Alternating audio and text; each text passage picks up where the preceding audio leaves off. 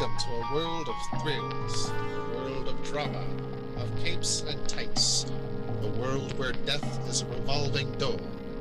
Welcome to the Geek Matrix.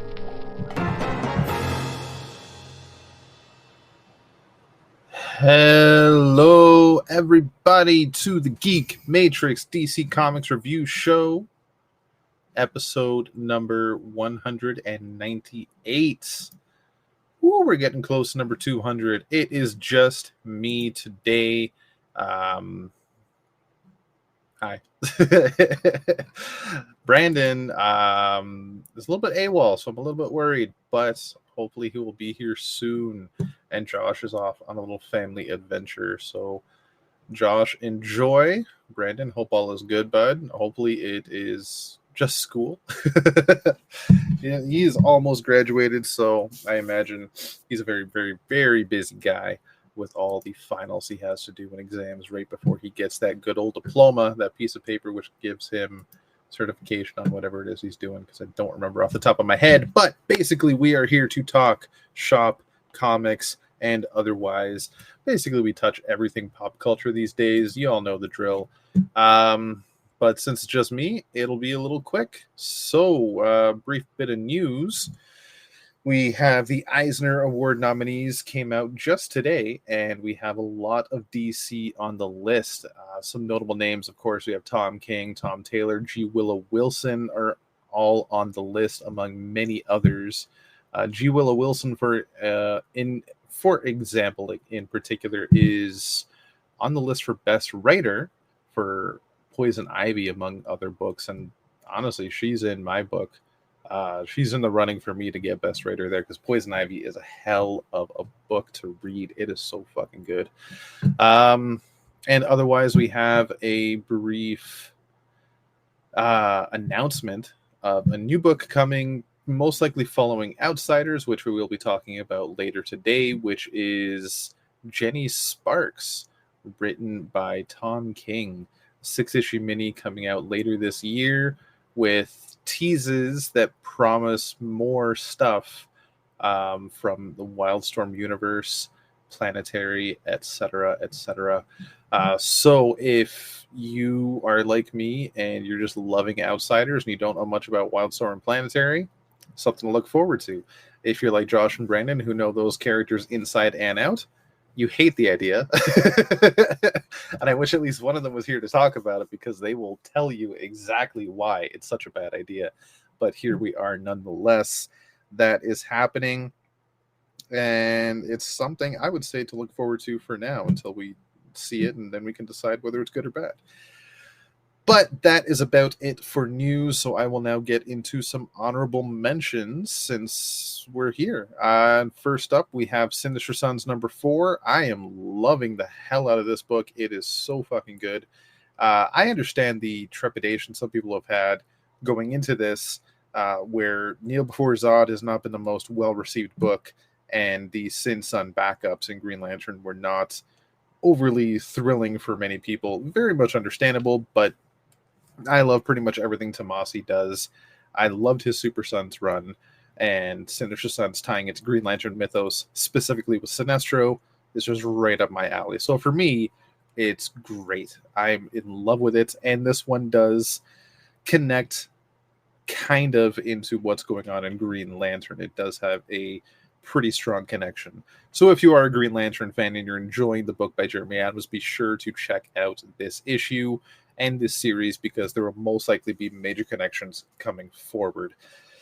So for me, that'll be about I'll say an 8.75 out of 10. Batman Dylan Dog number 3. I'll be honest, I have not had an opportunity to dive into this because I still don't know who the hell Dylan Dog is. But I guess if I read the series, I will know who Dylan Dog is.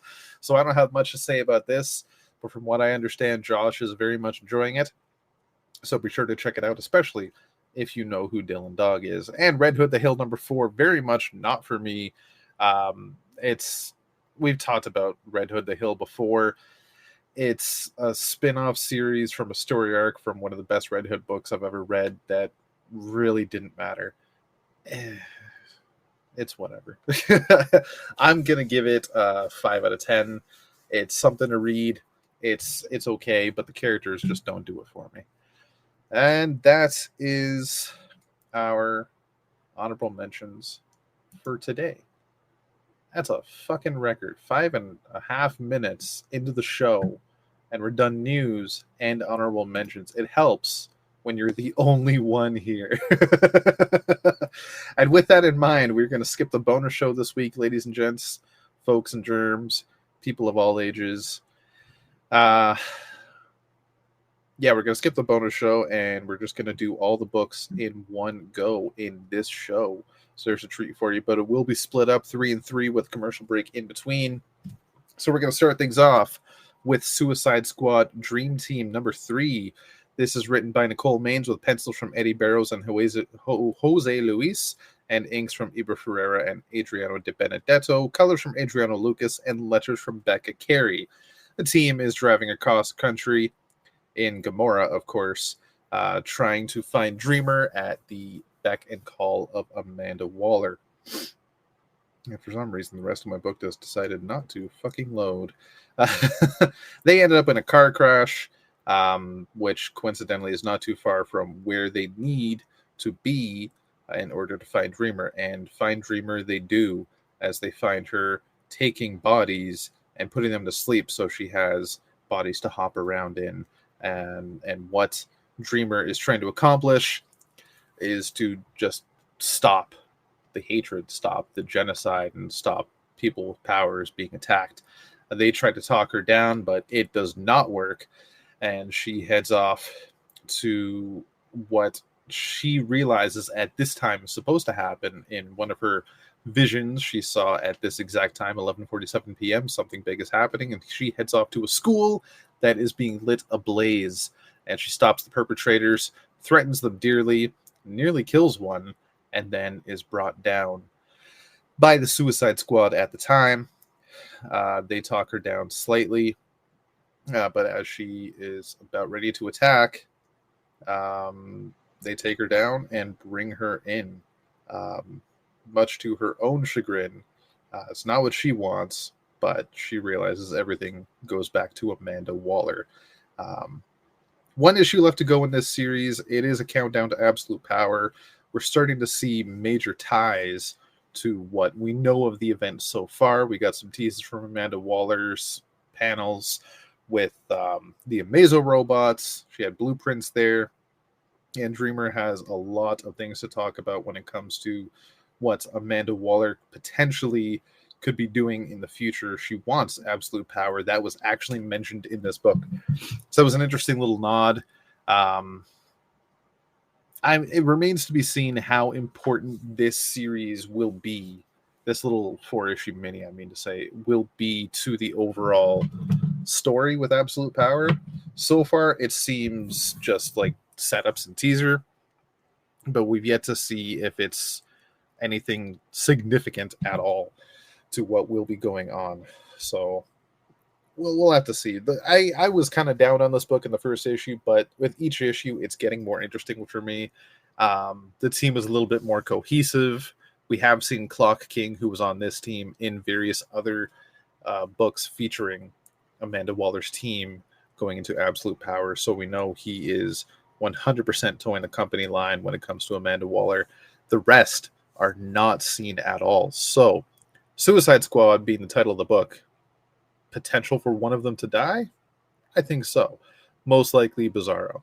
So I don't see them killing off Black Alice right now.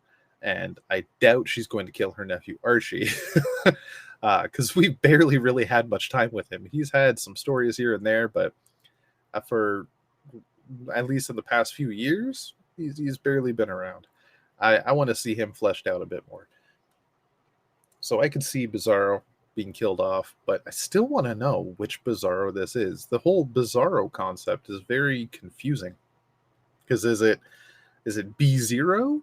Is it one of Lex's experiments? Is it Bizarro from Bizarro World? Is it something else entirely? We don't really know. And the Bizarro speak was a little off here, but yeah, whatever. Bizarro speak is confusing as it is. So that being said, I'm going to give this issue with the amazing art a nice round 8.5 out of 10. I know that's not a round number, but I'm giving it an 8.5 regardless. It's getting a lot more fun. One issue to go, so we'll see what happens at the end. Let's hope it ends with a bang. Not a deadly one, just a bang. And our next issue going forward is Batman and Robin number 9. This is... Why is my internet so freaking slow? This is written by Joshua Williamson with... oh my god. I'm not even getting the freaking credits. What is going on with the internet today? Load faster, you fool. Hold on a minute, folks. Technical difficulties. I'm not able to see the freaking credits. You know, shit happens when you're trying to have fun. All right, this is written by Joshua Williamson with art from Nicolas Sismezia and Simone DeMeo on various pages throughout. Colors from Rex Locus and Giovanna Nero, and the cover is done by Simone DeMeo. A letterer is not listed. Uh-oh. That's not good. Being a Batman book, I'm just going to assume it's Clayton Cowles, because he seems to do every Bat book. Yeah. We'll have to see. We'll look it up. All right, so kind of picking up where we left off, Batman has been captured by Man-Bat, and Man-Bat, being the villainous villain he is now monologuing, because that's what villains do. This is a very classic style monologue. It's just giving away the entire fucking plan to the hero who is chained up in his own Batcave. Man-Bat has his own Batcave. And Batman is trying his best to get out, but he's stuck pretty freaking tight. Meanwhile, at Gotham City High School, Damian and Flatline are having lunch together as Principal Stone walks in, and Damian is filling Flatline in on how he's convinced that the Principal Stone is really his old trainer, Mistress Harsh. Damian says we need distraction so we can get her alone and try to figure stuff out, maybe to get into detention, but not in a way that's obvious. So what Flatline proceeds to do in a way that's not obvious is start a food fight, because if he gets into an actual fight, he's breaking a lot of promises and going to get into some major shit. So a food fight is one way to get straight to detention. So the pair of them get sent into detention with Principal Stone herself, and Damian just buries the lead right away. Details all his info, and she kind of just gives up and you know, just admits it. Okay, fine, I am Mistress Harsh, but the people I've been training now are going to kick your ass. That includes the new bully Shay, as well as various other members of the local soccer team, Shay's buddies, who Mistress Harsh has been training personally. But Damian takes them out with a swift effort. Of course, with the help of Flatline. It was still 2 against 4, but not fair odds for the boys. Damian also just says, yeah, your training is just as it was before. Meh.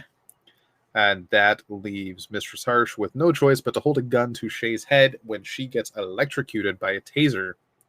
And it's Damian's favorite, or at least Damian's nicest teacher, I don't know, favorite teacher, might be his favorite teacher, Miss Hall, as she then reveals, or as Damian figures out, that she is really Shush.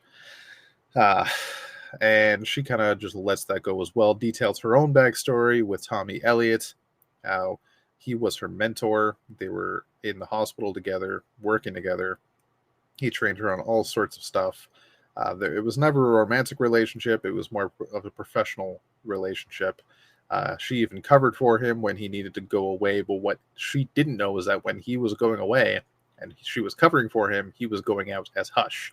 Of course, after Batman took him down, the truth came out, and the hospital found out everything she was doing for Elliot, and she got fired and her medical license revoked, where she then ended up teaching.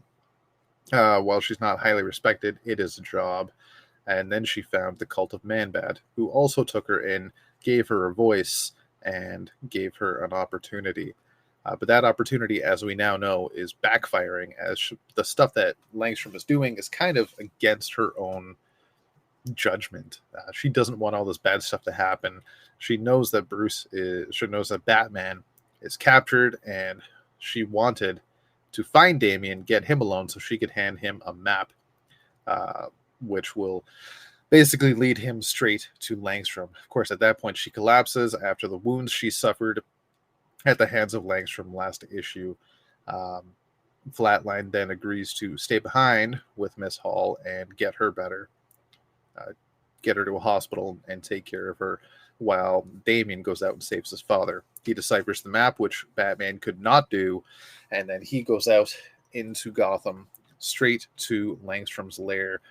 He enters the cave, finds the cult of Man-Bat, finds Langstrom, finds his father, and then reveals his master plan yet again to Damian. He's the king of monologuing this issue, though I think he's been a king of monologuing this entire fucking run, and reveals that he has laced various bats with a poison or a formula that when they bite somebody, they will transform into bat creatures, making everybody just happy, unstoppable. You'll be the one who saves Gotham, as he puts it. And that's where the issue ends, with a promise that next issue will be action-packed. All right, so art throughout the issue between Simone DeMeo and Sis Mesia. It's touch and go, because I didn't even realize at first. I really should have realized that the art changed so drastically. Maybe I realized it and didn't. Maybe I noticed it and didn't realize it. But I enjoyed the art throughout the issue. Between the two, Simone DeMeo with the dark scenes featuring Man-Bat was perfectly toned. And then having Sis Mesia in the high school with Damian and Flatline, really well done. I liked the art throughout the issue. This issue, story-wise, wasn't that bad for me. This is slowly becoming a Wonder Woman situation where I'm flip-flopping between I like this issue, I don't like this issue, blah, blah, blah, back and forth. Depending on the month that it comes out, I might like it, I might not. Really, I think that's how comics should be, but when you have one long ongoing story, you'd think it would be a little different. But here we are. We do get a lot of... Oh, Brandon. Hello. What's up? Hey, buddy. You all right? No, I'm good. Sorry, my phone died as I was coming back, and I was trying to let you guys know that I was going to be like half an hour late. Okay. But yeah. No worries, man. You saved me. I'll be honest. I started the show myself. Oh. Because I wasn't sure what was happening. Yeah. And I was just kind of hoping you were okay. Is Josh not here? No. He and Holly are off on kind of a... What the hell's the... They're on an adventure. Oh, okay. They're on a road trip right now. Cool. Well, I wish them the best. Yeah. It's just the two of us. So I've gone through news and the honorable mentions and 2 books so far. But so I've just about finished Batman and Robin, and I'm just about to finish my own review. But if you want to give your own thoughts about that, for the record, folks, I'm going to give it 7.5 out of 10 this week. Okay. All right. So I did Batman and Robin and Suicide Squad Dream Team. Okay. Suicide Squad, NA for me, because I did not get a chance to read that one. Batman and Robin, good issue, but I feel like I've kind of spoiled myself by looking at the solicits, because I know that this is the penultimate issue in the Man-Bat arc, so I kind of know that everything is going to be wrapped up next month. Well, that's why it does say action-packed issue next month. Yeah, there you go. That would explain it. Yep, there you go, folks. But no, I mean, we've talked about this a couple times, but you kind of know when an issue feels like the penultimate issue, where it's like everything's coming together. You know, all the reveals are here. And speaking of reveals, oh my God, did I not fucking call the Shush reveal? Did I not say that Miss Hall was actually Shush, and that what's her face, Principal Stone, was the obvious red herring? Even though I guess maybe she is Mistress Harsh, I don't know. But her being Shush felt way too obvious. So it was clearly going to be the mousy, unassuming teacher. So I know I got hints about it for myself last issue that Miss Hall was Shush, because you finally got to see a bit of Shush's hair, and you saw that it was black. Oh and yeah, then right. even the lipstick was the same. Yeah, Right. that was like a kind of clue that I had early on, but I was like, well, maybe it could be a wig, a disguise, or something. Yeah. But I don't know. I think once Damien came to the conclusion, I can't remember if it was in issue 2 or 3, where he's like, I'm convinced that my principal is Mistress Harsh, and I'm also convinced that Mistress Harsh is Shush. I was like, no way, too obvious. Yeah. There's no way. So, yeah, I wish I could say I feel vindicated by that, but I don't know. The reveal, like, there's something about.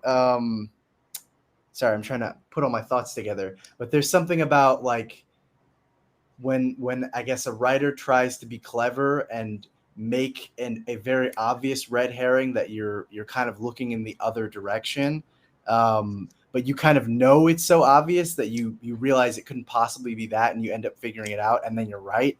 Like it just, I don't know if I explained that at all properly, but I guess I don't really feel as satisfied with it because I kind of saw it coming. Like I was like, well, it's not the obvious choice. It's probably the less likely. Exactly. Yeah. Like in attempting to not telegraph it, it was very obviously telegraphed, is what I'm trying to say. I think it was Jeremy Adams that when we were interviewing him, he was telling us, and I don't remember who it was that he was talking to. Might have been Brad Meltzer. I could be wrong, but basically was telling him that when you're writing a story with a mystery, you want to leave hints. Maybe it wasn't us. Maybe I'm thinking of an episode of the podcast of Ola.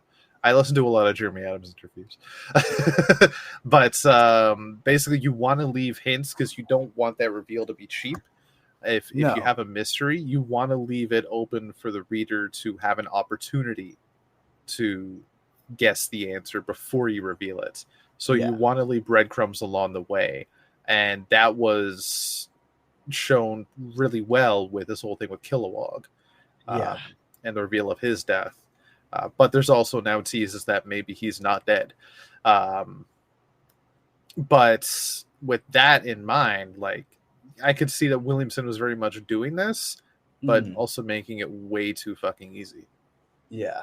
And I can't remember exactly where he might have said this. It might have been like an interview with Comic Pop or something. But I remember Williamson was talking about when he was writing Flash War, or like the prelude to Flash War, and he did the annual like way early in, I don't know, that was maybe like January 2018 or something. And he was like, okay, I know that the big reveal of the what is it, like the Time Court judge, the judge in the future, is going to be Hunter Zolomon. But obviously no one else knows that, and I've given them no clues. But I remember he said something like, you know, I posted a picture on Twitter of like of all the Flash books that I was using as reference material. And through that one picture alone, someone was able to figure out that the judge was actually Zoom. So I say this to say that like there's always going to be someone, no matter how much you obscure the mystery, you know, and no matter how little you leave clues available to the reader, there's always going to be someone who can solve it. Yes, but there are definitely better ways to kind of hide and obscure the mystery than making it super obvious.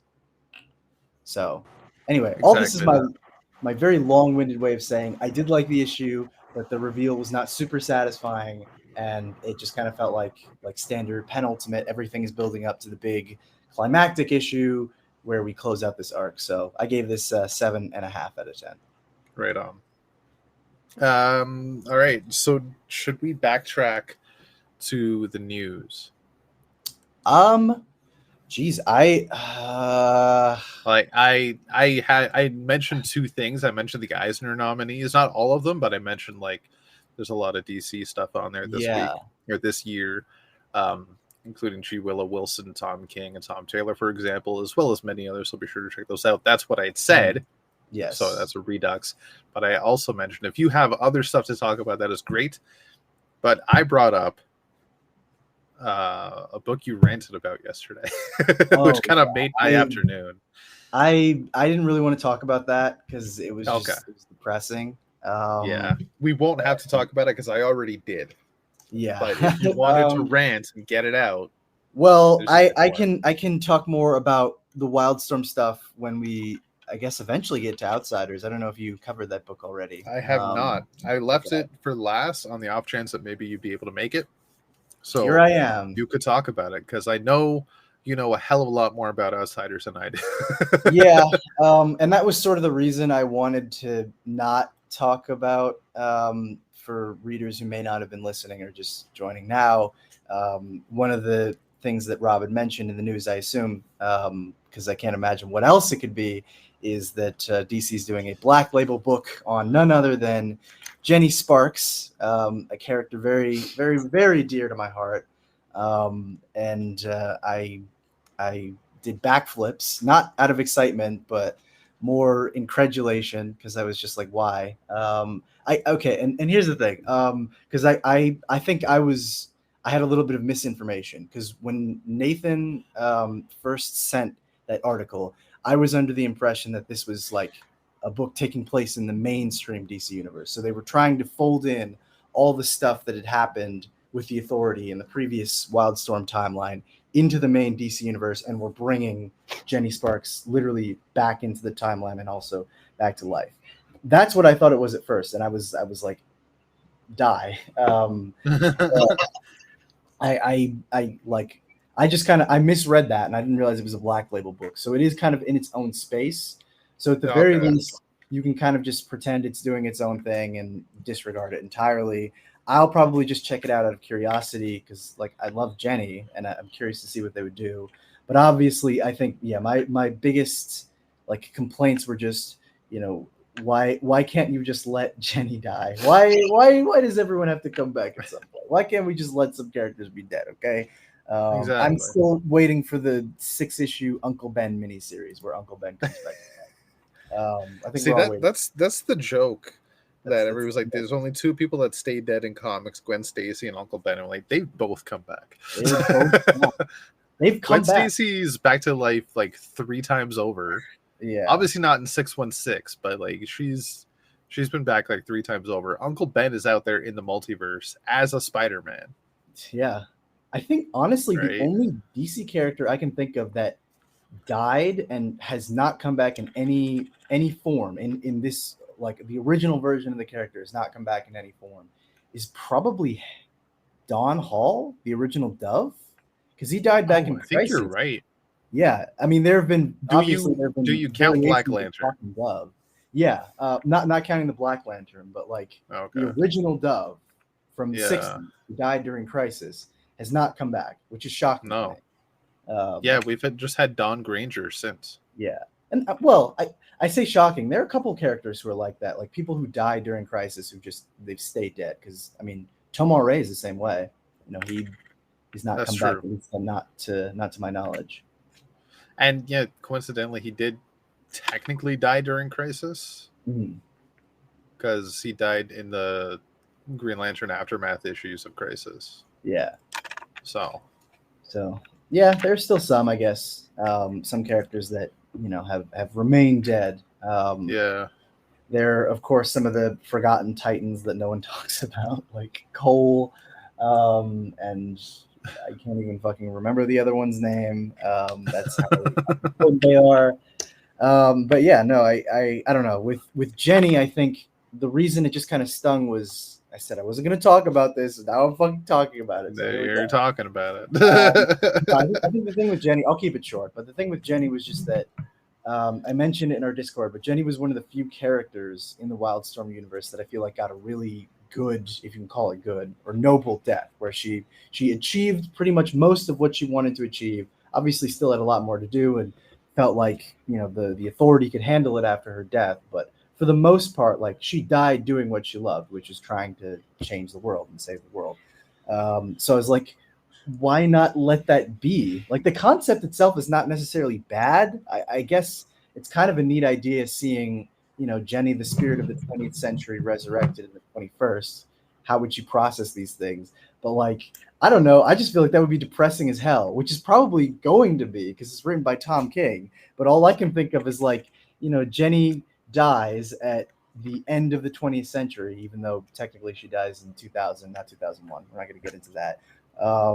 But she dies the end of the 20th century. like full of hope that her team is going to go off and do great things and save the world.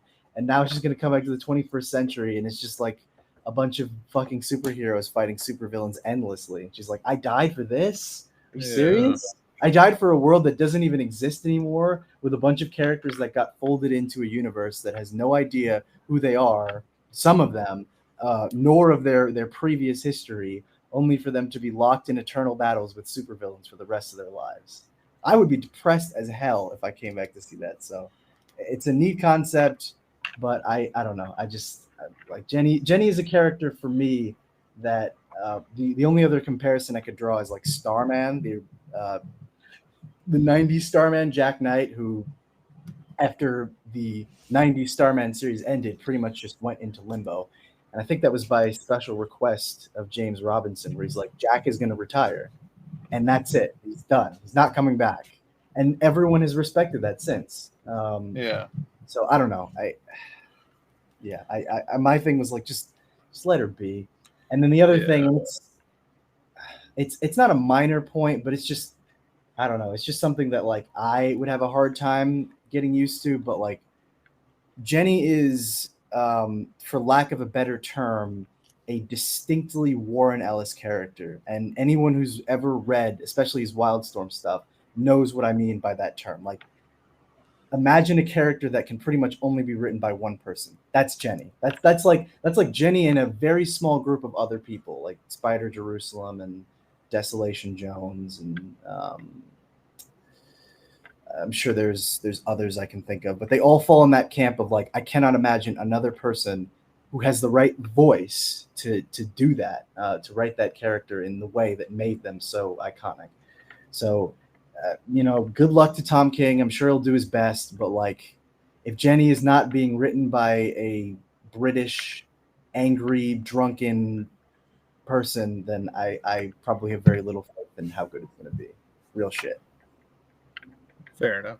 So anyway, those are my major gripes with the announcement. Rant over. Well, with that being said, do you want to get into Outsiders? Yeah, we can get into Outsiders. Surprising, I'm sure to you, there's actually not much to say in terms of the story of this. What I mean by story is like, there's not much to say in the summary, but there's definitely a lot to talk about in terms of the content in the summary. So yeah, let's get into it. If I have your permission, sir. Go for it. Yes, Outsiders number 7, written by Jackson Lansing and Colin Kelly, with art from Robert Carey, colors by Valentina Tadeo, letters by Tom Napolitano, and as usual, cover from Roger Cruz with Adriano Lucas. Our story begins in a time long ago, though not so long ago, in a universe that no longer exists, our beloved but dearly departed Wildstorm universe. May they rest in peace. As we have a brief checkup on Planetary, presumably after the events of Planetary number 25, where at this point they've defeated the Four, which, for people who are unaware, is basically the Wildstorm universe's version of an evil Fantastic Four, and are restructuring the Wildstorm universe. Not the Wildstorm universe, restructuring the Planetary organization for future events. So we check in with all the members of Planetary, including Ambrose Chase, the drummer, and Elijah Snow, who are giving updates on the status of the divisions of Planetary and everything that's going on. Elijah announces that he is going to retire and will be handing over the role of the fourth man and head of Planetary to Chiquita Wagner, who seems to be ready to decline the offer, but kind of pauses before she rejects Snow's offer as she feels something kind of weird and strange going on. And that's when Ambrose and Chiquita notice that something is weird with the windows. Everything's gone kind of opaque. And then suddenly Elijah Snow, kind of recognizing this multiversal shenanigan stuff, realizes that they're about to be deleted from the timeline because the multiverse is getting fucked again. So he's preparing for the worst. tells Chiquita to grab on. She tries to, but everything disappears. She's flung across the, I guess, restructuring multiverse, which I thought was particularly funny because we have a panel of the Flash running as this is happening. So we know this is Flashpoint, which Yeah. eagle-eyed readers from Flashpoint will remember that that was the point when the Wildstorm timeline and the DC Universe timeline converged into one big mess of a timeline. Yeah. Oh yeah. Yeah, after these events, Chiquita wakes up in Metropolis, having no idea where she is, only to find that she is in a universe filled with superheroes she doesn't recognize, and the universe she previously called home is gone. So she quickly tries to find out all she can about this universe and discovers that there is some kind of strange world outside of our own that not only changes the universe and multiverse as we know it, but also one that has information about all of us, that seemingly is able to view everything that's happening in these respective universes from a place outside. Do you know who they might be talking about? Sorry, not to get too meta, but that was like, oh my god, I can't Yeah. believe it. They're doing the metafiction thing.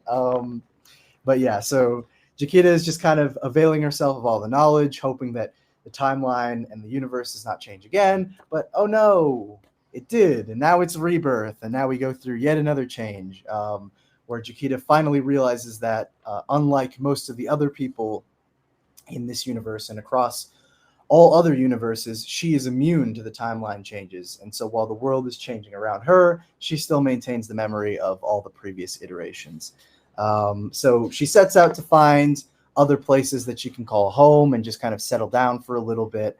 But unfortunately, even despite trying to block out all the madness still comes for her, as despite building a new life with a lover and a garden and everything, the events of Dark Knight's Metal happen, which kind of fucks everything there too. Yeah, she seemed to be living in Gotham, and I'm Yeah. sure y'all remember what happened to Gotham during that. Oh yeah. No, it's just a endless series of multiversal shenanigans that you can't quite escape from. Um, but yeah, no. After the events of that, she has a strange conversation with someone called the Final Knight, who appears to be going through the same thing that Chiquita is, where he's the last kind of remnant of a universe that no longer exists, and is basically talking about the same kind of theory that she had, that there's some kind of big observer looking on from, beyond what they can see, that kind of influences everything that's going on. But the Final Night kind of reveals something interesting in that, even though the iterations of the past that no longer exist might be just a memory to Chiquita, they still exist, and they still exist as kind of these shadows on her. So she is zapped back into the main timeline again at a period where I'm not really sure. Looks like maybe after the events of Dark Crisis or Death Metal or something like that. Probably Dark Crisis, I would think. And that's when she really decides that she's no longer going to try and ignore everything that's going on, but rather set out to find answers, and really more importantly, set out to find the people that she lost. And that's where we return to the carrier, where we see that Chiquita has been explaining this whole story to the other members of the Outsiders, and just revealing what her motivations have been all this time. She's just looking to find her friends. Kate does not believe a word of it and calls bullshit on the whole thing, whereas Luke and Lucius are more inclined to believe her. Kate decides to just quit and is like, fuck this, you guys are wasting your time on a story that seems ridiculous and makes no kind of sense. So I'm out of here. But Chiquita is obviously still, committed to her goal, and kind of is speaking to the person, the supposed observer outside of everything, who can see and has all the answers and knows the ending. And one day she's going to find that person and reveal that he doesn't know a damn thing and beat the ever-living shit out of him. Wow. Okay. Yeah. So, like I said, the summary may not seem like a whole lot happens, but boy, there is a lot to unpack. So I'll pass the mic over to you, my good man. Okay. Let me start with, if there's one thing I can't stand in superhero comics in this day and age is when someone explains some multiversal or magic or superpowered nonsense to another superhero, and that superhero goes, "Fuck are you talking about? I don't believe that. That's nonsense. Are you shitting me? Well, how at this point do you not believe anything can happen? You live in a world where people are flying, shooting fire from their eyes, can blow things up with a touch of a finger. Like, the universe has changed 5 times in the past 10 years, and this is where you draw the fucking line? You've seen everything short of I don't even know. Like, you've pretty much seen everything. Yeah. People in space live on Earth. That's all you need. It bugs the piss out of me when I see you downrate a Bat family member. I don't care if Kate Kane is one of the most down-to-earth Bat family members. She's seen some shit. Hell, even just being in the Outsiders, she has seen some shit. Yeah. That would make most people go fucking insane. And she's still questioning this. Of all the missions she's been on, that story is the one thing that is maybe the tamest thing. So that's a trope that I can't fucking stand. Yeah. So that part I didn't like, but the rest of the issue, fucking solid. Obviously, I don't know really anything about Planetary or anything much about Wildstorm, but getting that backstory, I very much appreciated it, and picking up what I have from you and Josh talking about it in the past year or so, picking up some stuff here and there. Like, I can see that the writers have done their fucking research. That was apparent from the beginning, but this book is definitely feeling like a love letter to that universe. Very much so. Yeah. To the point where I was surprised, because this was like, I don't, from the moment I really started doing the deep dive on the Wildstorm stuff, maybe 4 years ago, like, I was aware that a lot of these characters had been folded into the New 52 after Flashpoint. But I always wondered, like, if this entire universe that existed separately, that had its own continuity and canon and, multitude of stories and all that stuff, was just suddenly folded in, and all the characters found themselves interacting, what happened to, a ton of these people? Because we really only got to see like a small chunk of them.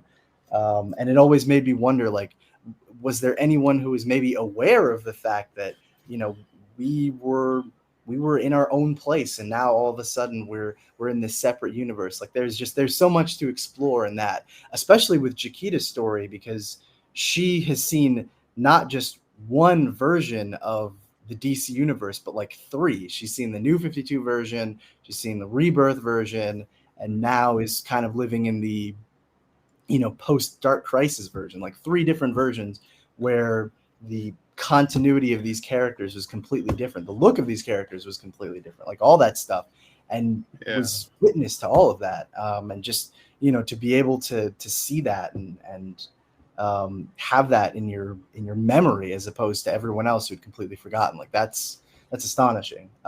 So yeah, no, there's a lot of interesting potential in that.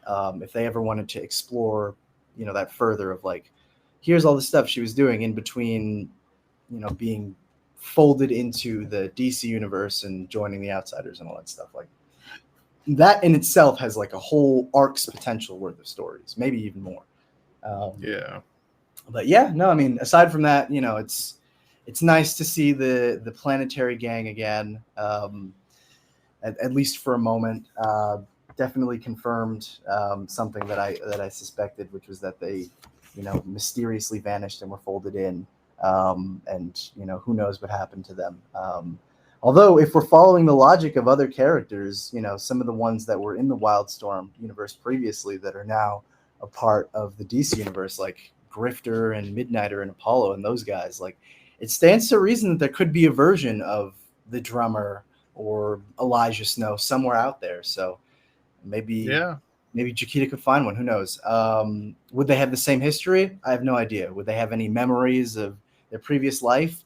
Probably not. Who knows? It seems like Chiquita was the only one who was immune to, losing the memory of the past. But yeah, no, aside from that, it's just, I don't know. I thought it was a very well executed backstory for how Chiquita, now the drummer, ended up in the DC universe. I keep wanting to say our universe, but I don't live in the DC universe.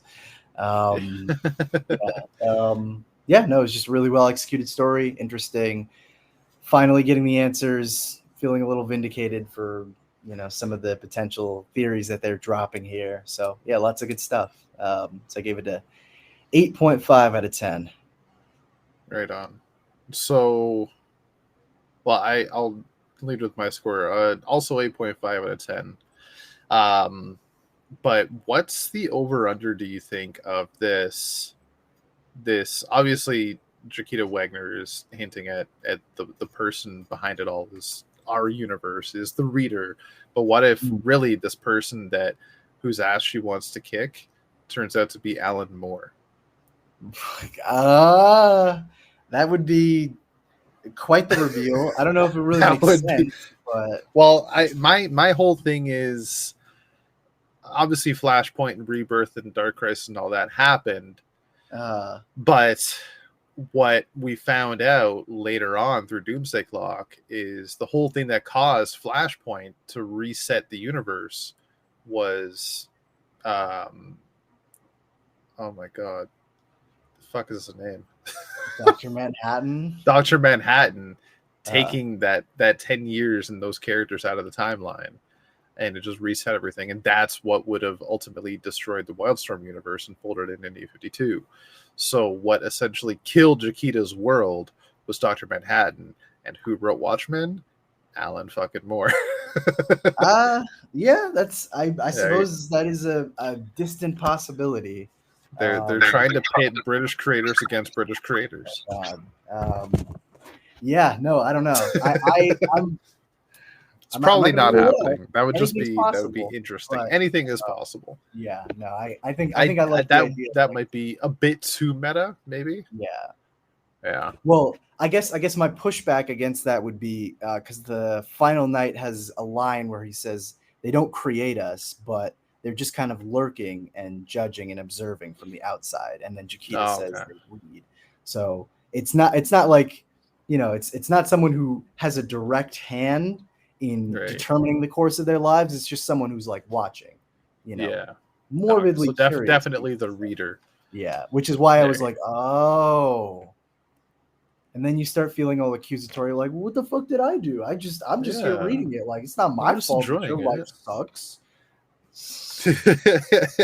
I'm just getting the entertainment out of it. Exactly. Like, if I don't read you and buy the book every month, you're gonna end up stuck in that limbo place. Exactly. You're literally just gonna be in limbo because no one wanted to read you. I guess the argument against that is, write stories where we're not suffering, but I don't know. That's going down a whole other rabbit hole. A rabbit hole I don't think we should get into. Yeah. All right, with that, I think we should take a quick commercial break. Stay tuned, folks. All right. Okay, I'm going to be right back. I just got to go to the bathroom. Okay.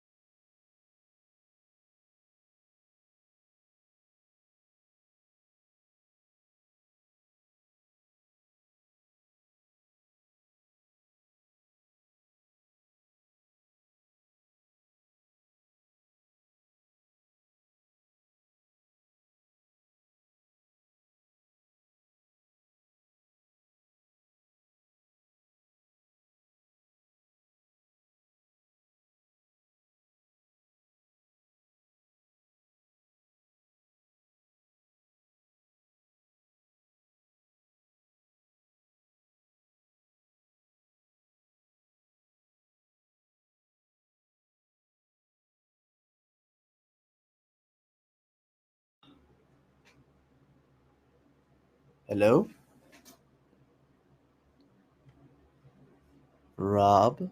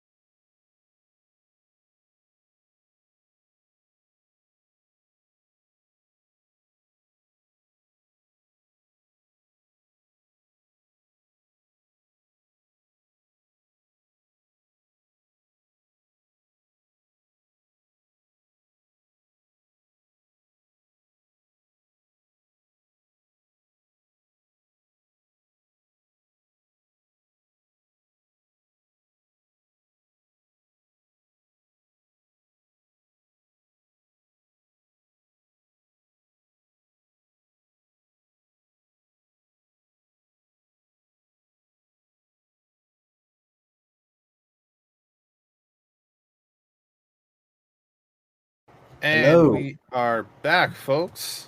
Yes. Hope you had a good break. We sure did. Yeah, I'm not getting into that. Anyway, with that, Brandon, I want to ask you a question. What's up? How prepared are you to do Blue Beetle, or do you want me to take it? I think you would probably be better doing Blue Beetle than I would. Okay. All right, that I can do. Not a problem. Just let me check something here. Yeah, fuck that. I don't need a Quagsire.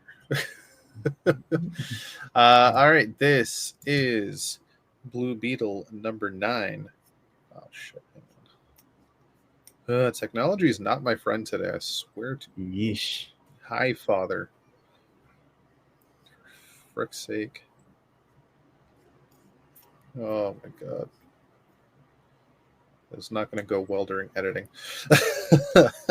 That's just my phone anyway. It's giving me problems. Computer's been fine. So this is Blue Beetle number 9. This is written by Josh Trujillo. Where the hell is the credits? Oh my god. Yeah, I'm not doing a great job with this. This is written by Josh Trujillo with art from Adrian Gutierrez, colors from Will Quintana, and letters from Lucas Catoni with a beautiful cover from Gutierrez and Luis Guerrero. Picking up where we left off last issue, Pinnacle, the new creation from Cord Industries, is on stage, hosted by Victoria Cord, and has just possibly murdered somebody. Victoria is as stunned as always, or as one that maybe not always, but is as stunned as she was when Pinnacle first let off that blast that took down Overthrow. But thanks to Kajida scanning everything, we find out that Overthrow is okay. He's stable but unconscious, and also not a threat because he's half dead. Kajida, however, cannot pinpoint any weaknesses or really anything at all about Pinnacle. So as Jaime and Pinnacle get ready to have a big fight, Victoria steps in the way, tells Pinnacle to not engage and deactivate immediately. To which Victoria and Jaime then have a little back and forth of words, where Victoria then goes back to her usual high and mighty self, and talking about aliens and how they're taking over Palmyra City, and she just wants the world to be safe for humans. Sounding a lot like Amanda Waller these days, gotta say. A little too close to the Waller there. All right, so after that, Paco and Jaime go to Brenda and start interrogating her as to what the hell she's doing with Victoria Cord. Brenda insists that she was doing it to protect them and that she didn't really have a choice. Somebody needed to be on the inside, but they still don't really have a lot of trust towards her. I think it's understandable after everything they've been to. Later on, back at Victoria's lab, Victoria is working again with Brenda to run some diagnostics on holy shit.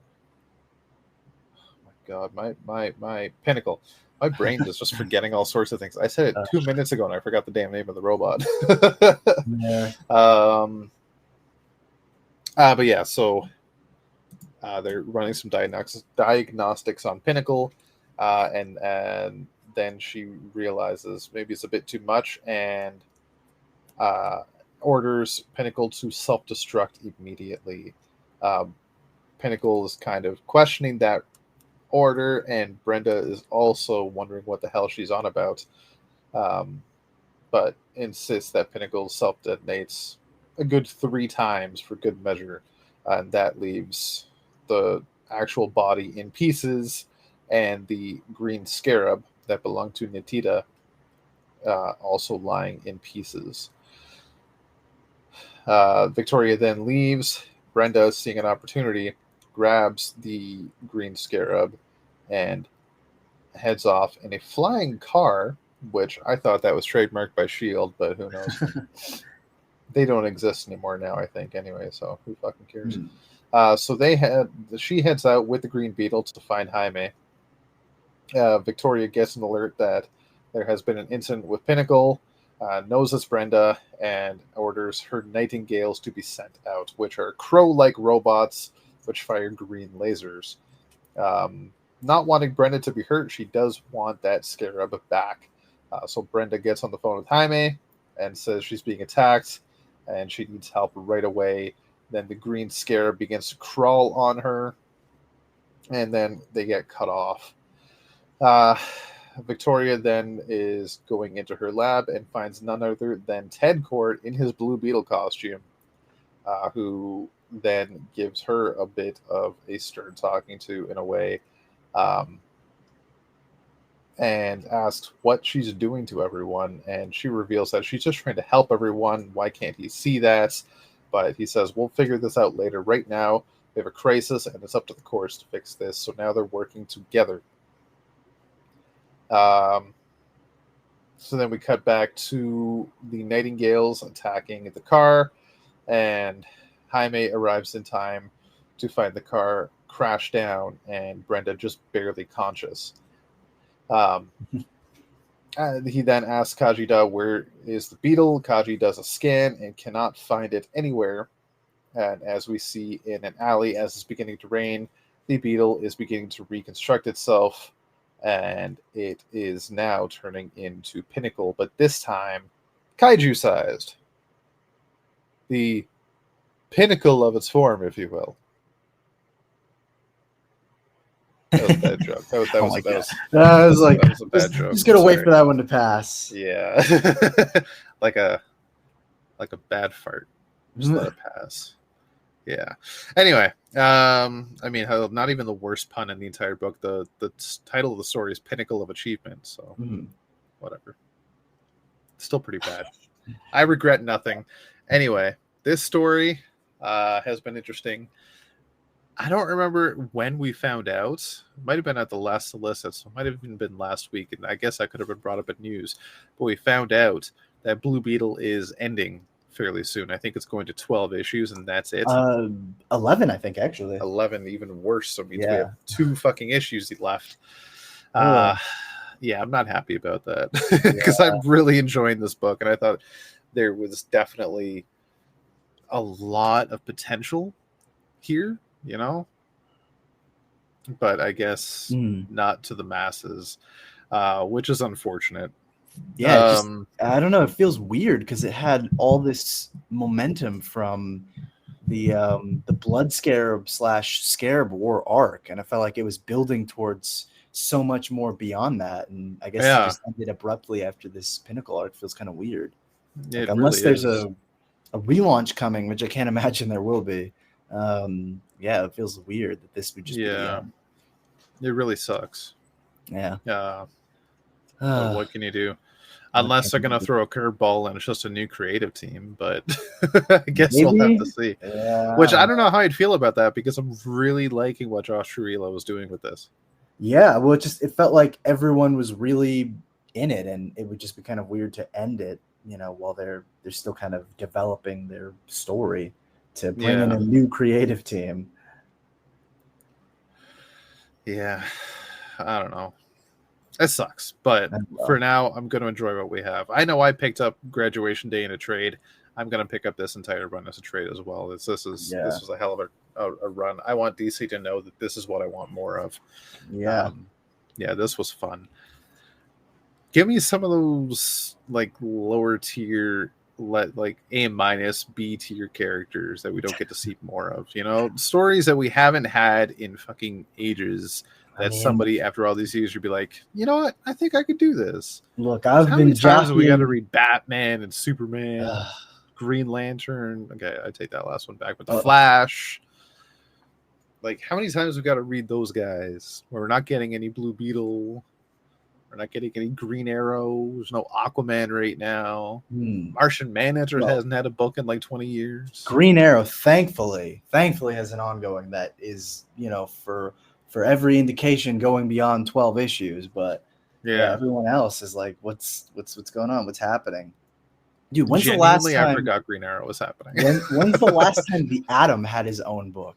Like, I would love, I think honestly, it might have been the Power of the Atom in 2010, maybe, when that series might have been. Yeah. So, which was Ryan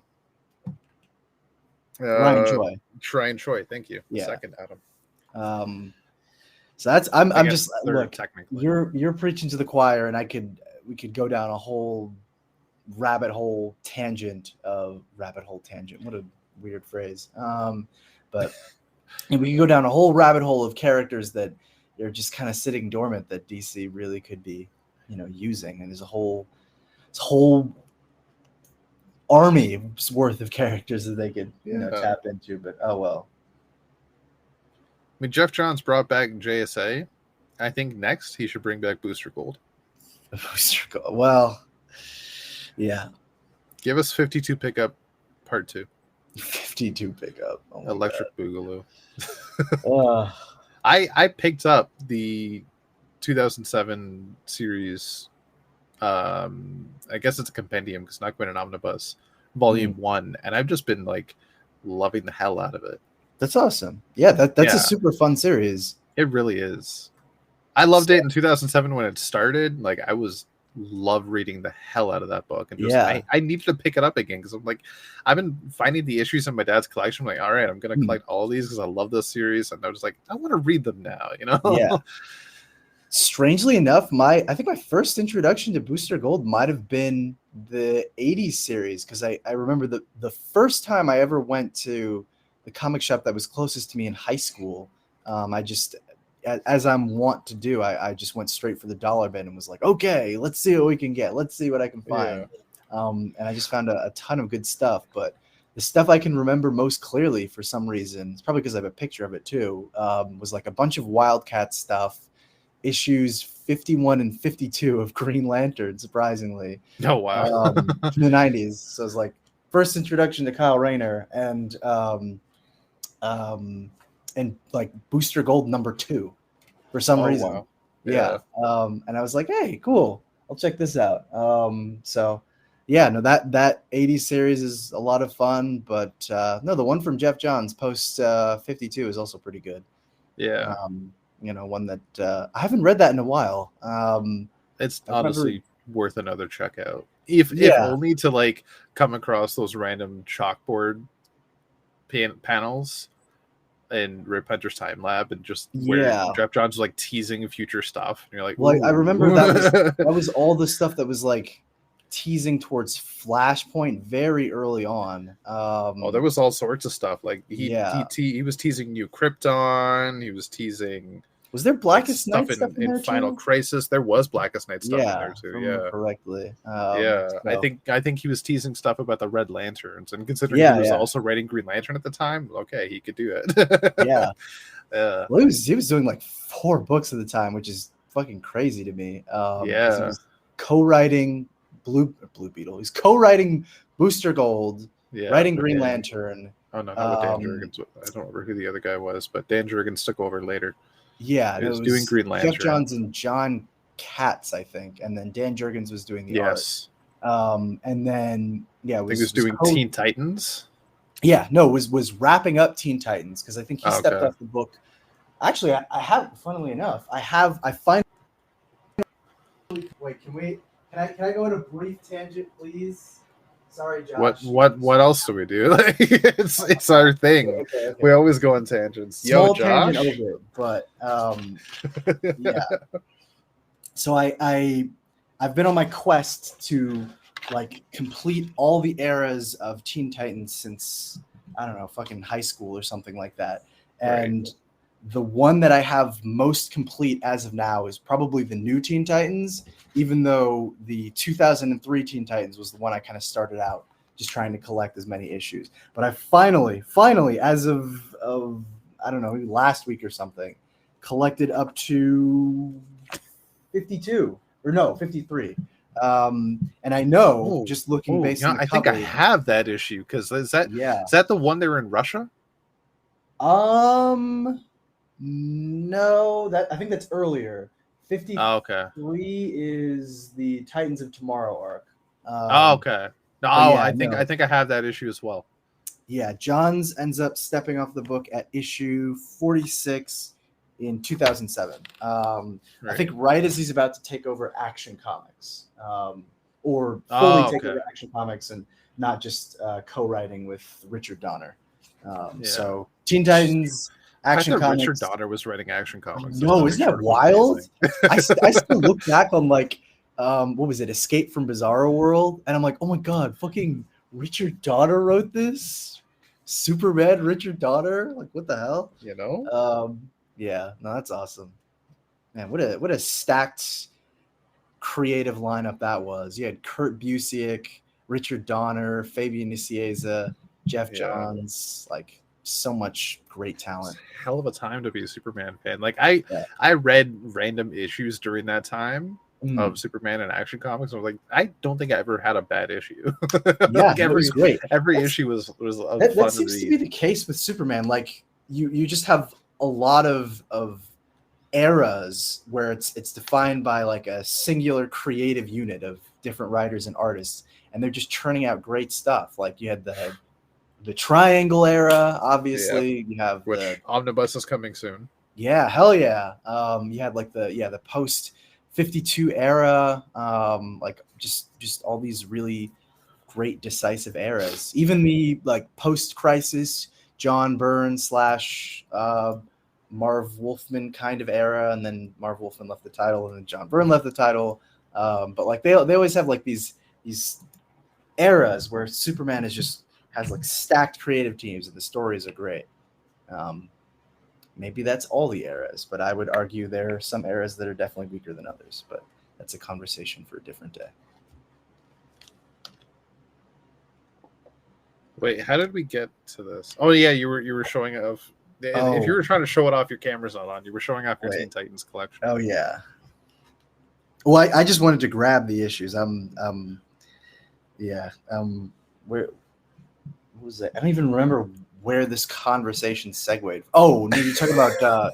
We were talking about characters that DC should do stuff with, and you were like, Booster Gold. I want more Booster Gold. Was the gist of your statement? And Jeff Johns should bring back Booster Gold. Yeah. But wait, actually, you are gonna like this, and I'm surprised that we're only just thinking of this now. If Jeff Johns were not to bring back Booster Gold, which probably likely considering he's all in on the Ghost Machine stuff right now, who would you want to write a Booster Gold ongoing? Because I already have an idea in mind, and I think we might have the same one. Okay, so if it's not Dan Jurgens, because he's my number one choice, of course, Though I'm still not thrilled about his Black Beetle reveal, but that's besides the point.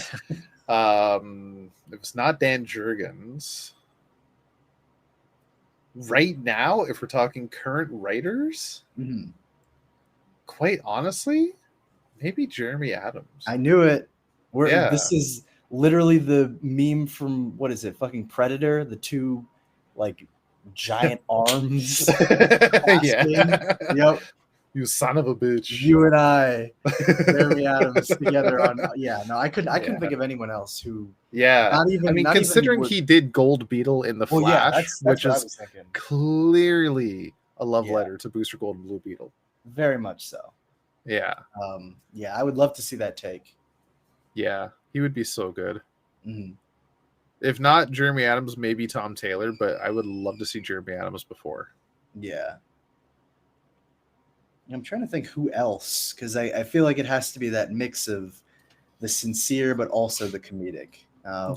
Which is honestly kind of rare these days. Well, that's what I was gonna say, because like the thing that I remember from the Jeff Johns book is like, it's you have your kind of classic booster-ish moments, but for the most part, like that book was pretty straight. This is very tied into continuity. Maybe I'm misremembering, but like no, you're right. Yeah, no, like that book was played pretty well. I want to say, like, because when I say seriously, it makes it sound like it's so mature and like, Booster doesn't care or anything. He's like he's a serious, like, hard-boiled character now, but like that's not what I'm trying to say. I'm just saying, like, it wasn't constant jokes or anything. It was I don't know. I don't have the right way to say it, but maybe it was. If I could give it in some examples, you had Booster being classic Booster and like equal parts trying to slack off and relax, but at the same time trying to live up to the duty. Also, like bugging Rip, like, okay, Dad, whatever. And beside him, you had Skeets doing his best Alfred from BTOS impression. Exactly. Just being sarcastic the entire fucking time. But then you also have issues like, okay, we need to go save Ted Core's life or the universe is going to end. Yeah. Oh my God, and that is... by the way, if you could, it's important to the timeline, go stop the Joker from paralyzing Barbara Gordon. That'd be great. I was literally just thinking of that issue. Like, it's issue 5. That is a heavy as fuck issue. Yeah. There's not a joke in that issue, but his Booster over and over and over again getting the shit beat out of him by the Joker in order to save Barbara from getting paralyzed.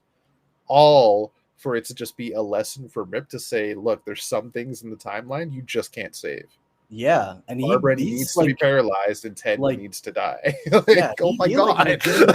He legitimately flips out at the end at Rip. Like he's pissed because he's like, I should be able to do something, but you're telling me I can't.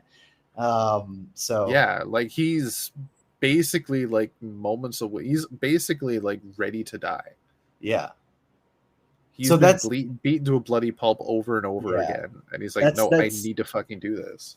Basically, that's what I was trying to say. Where it's like, yes, there are comedic moments. Booster still has a comedic personality, but like the book has serious moments, and I would want to see a writer that could juggle both of that, because it's very easy to like. I hate using this term, but it's very easy to Flanderize a character like Booster, where he's just the idiot. He's constantly, running scams or whatever, just doing like the same shtick that you would expect. Like Guy Gardner, honestly, same thing. Where it's like it's very easy to write guys like asshole Lantern, gives no fucks, whatever, total asshole to everyone around him. But like we've seen Guy with some genuinely heartfelt moments. We've seen Guy with some very serious moments. We've seen Guy as a leader. Like you can have both. It doesn't have to just be Guy the asshole idiot or Guy, the total serious edgelord or whatever. Like you can juggle both. With a talented writer, you can juggle both. Exactly. Like if you want some classic Guy Gardner moments, Red Lanterns from issue 20 onwards. Yeah. You have issue. No, I hate that fucking 30, but it grew on me. It grew on him too, but clearly is issue, I want to say 35, maybe 36 of Howlin' Pals when they're rescuing Ganthet, and he has that whole like profound 4 legs on the table, 4 seats in a Mustang GT. Mustang. Oh my god. Yeah. Like that was alone just fucking amazing. Like he's not always an asshole. Blackest Nights, when Kyle potentially gets murdered, and he's like, no, and just goes like super Red Lantern on everything. Or hell, even I was thinking of this recently because you inspired me, and I was rereading some old GLC, but the what is it? The aftermath issue of Sinestro Core War, where it's just like you have that moment between Kyle and Guy, and it's really genuine. It's not like he's not, treating him like, oh, stupid kid, you got possessed by Parallax, what a phoebe. Like he's like, yeah, let's, we can talk about it. Still making jokes, but like he's not a total asshole about it. So yeah. Sorry, I'm just replying to Josh. Yeah.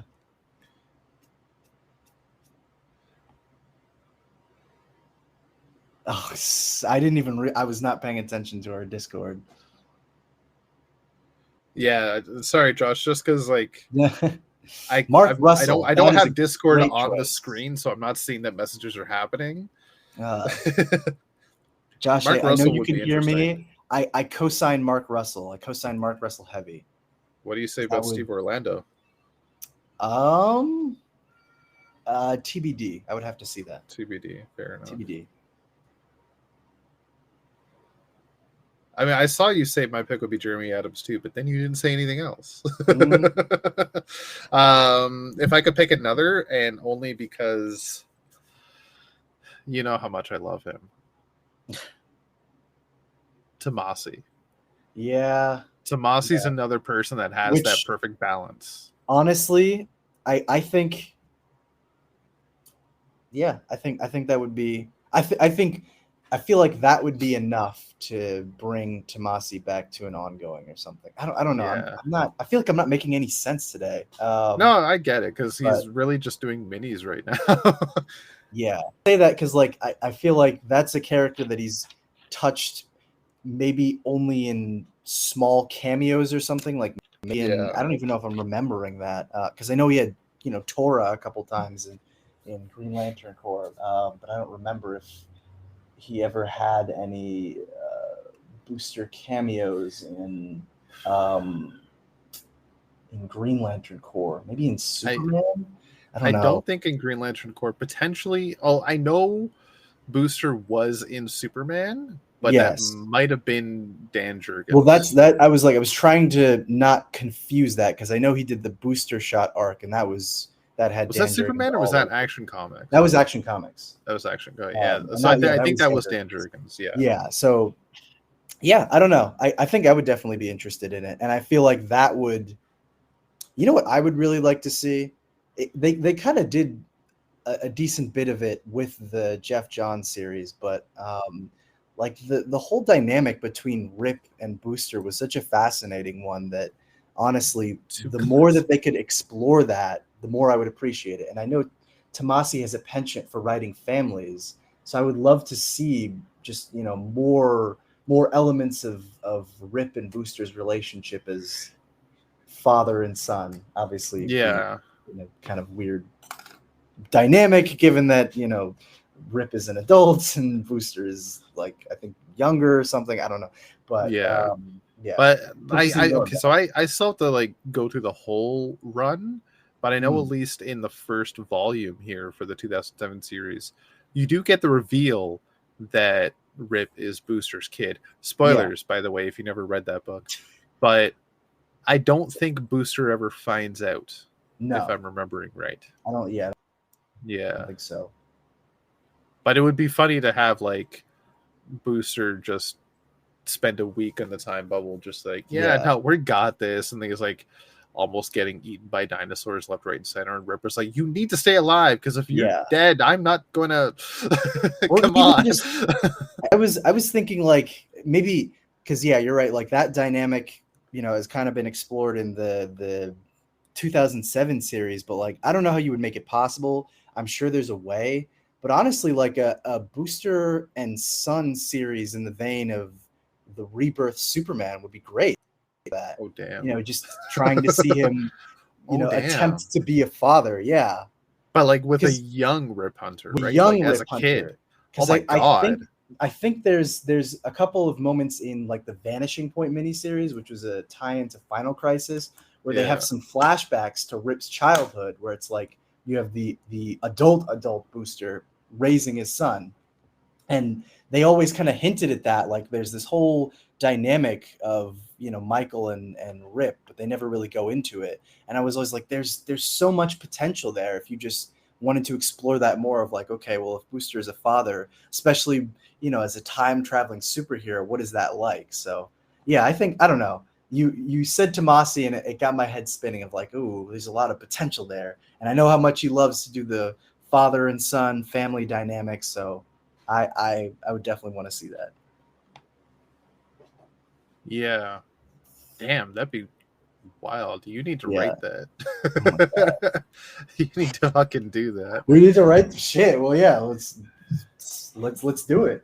Yeah. Get to work. You write it, I'll edit, and then I'll use that as a Something like back that. door to Oh, get man. my Green Lantern book off the floor. There you you know? go. Yeah. And then Josh can use as a back door to write his Black Label Nightwing story. Oh my God. Rest assured, if any one of us ends up working at DC, we're bringing everyone else in. We're bringing all our Yes. friends in. Exactly. Good old nepotism, baby. Bring Kirk in just for the lulls. Be Hell like, yeah. okay, where do I write Spider-Man? Write something. You can write a fucking, I don't know, is it Spider-Man ripoff? Can't even think of anyone. I don't think You DC can has one. You can write Sideways. That's close enough. Yeah, Gosh, it basically screaming is. right now, I'm sure. I thought I know I liked Sideways. Didn't Josh like Sideways too? Yeah. Yeah. Well, he probably doesn't like the Spider-Man Comparison. Yeah. I mean, like, I think even Jeff Johns, I think I remember reading an interview, like, Sideways is very much a teenage Peter Parker type character. Yes. Well, that whole New Age of Heroes initiative, they very much knew what they were doing. It was kind of an obvious attempt to bring Marvel dynamics and Marvel-esque characters into the DC universe. You got your Hulk, you got your Fantastic Four with the Terrifics, and you got your Spider-Man. Like, what else do you need? Silencer was very much Black Widow. Yeah. Well, actually, I was thinking Punisher, but that works too. Oh, yeah.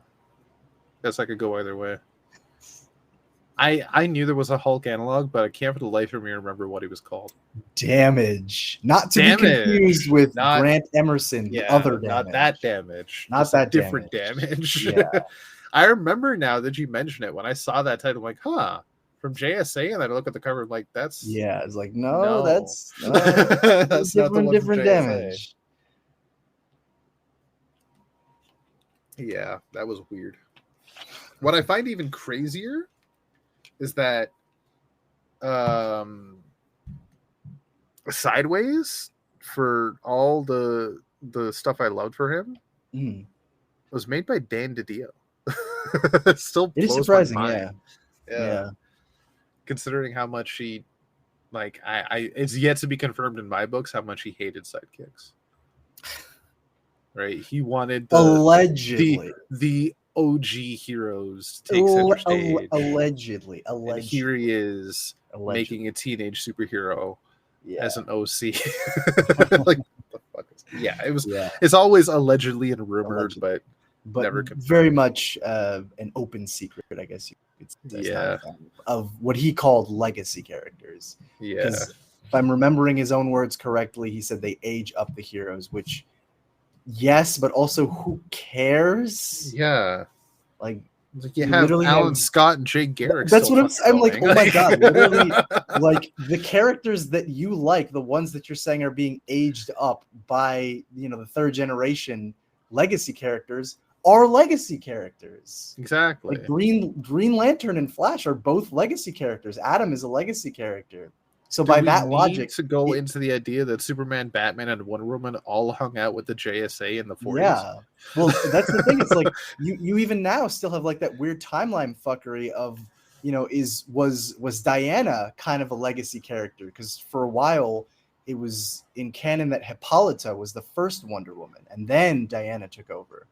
I don't know if that's still in canon or something. I feel like that's been changed, but if you go back to the JSA series from 1999, Hippolyta is hanging out at the funeral of what's his name, Wesley Dodds, and it's like, oh yeah, Hippolyta was the original Wonder Woman and worked with the JSA in the 40s, making Diana a legacy character.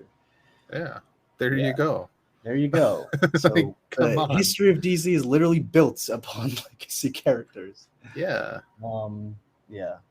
Unless you were born in 1917 and were a teenager when the first like World War II era characters came out, then I don't think anyone has the right to say like I was pre-legacy characters. I was there for the first wave.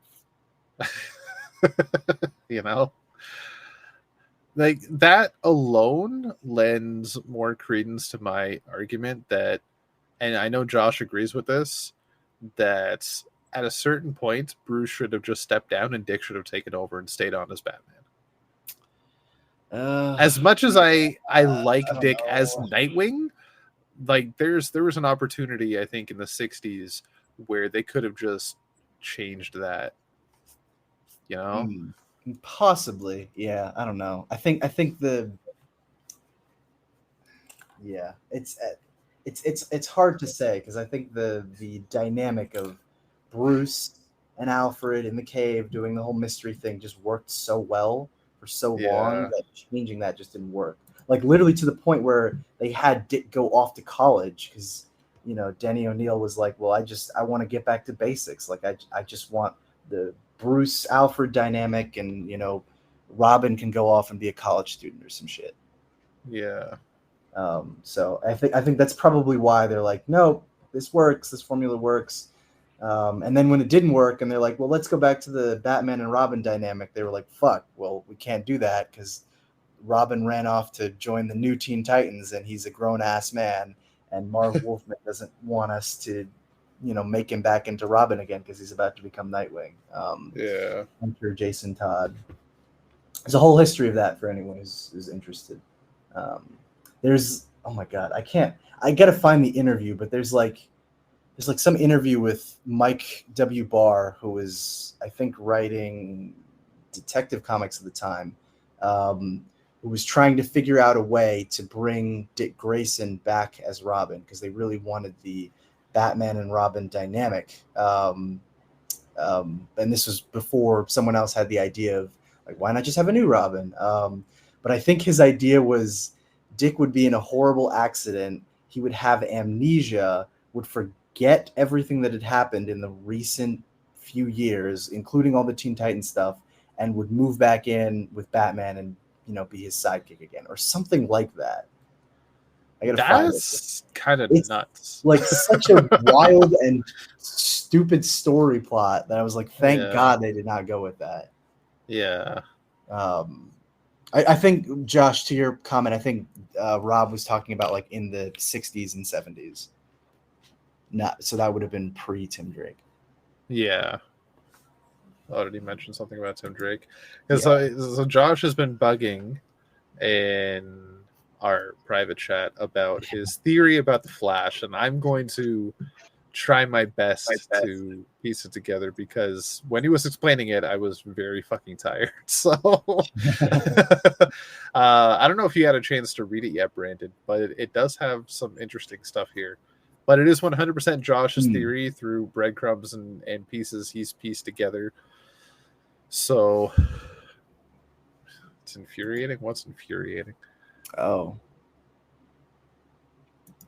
not being able to talk about it, I guess. Okay, so based off of stuff that's happening in Cy Superior's Flash, with how weird the Speed Force is right now, we don't know what's going to happen when everything is said and over with.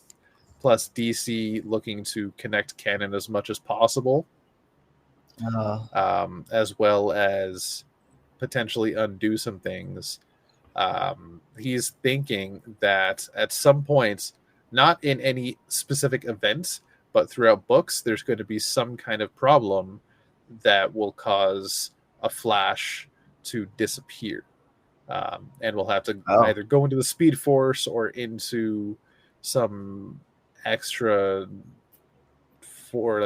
dimensional force or whatever to calm it down, Right. and that Flash will be gone for the Huh. foreseeable future, and in that will like bring things together a little bit more for whatever reason. Right. Potentially with what we've seen in the Lost City of Canon in Outsiders, or whatever that was called.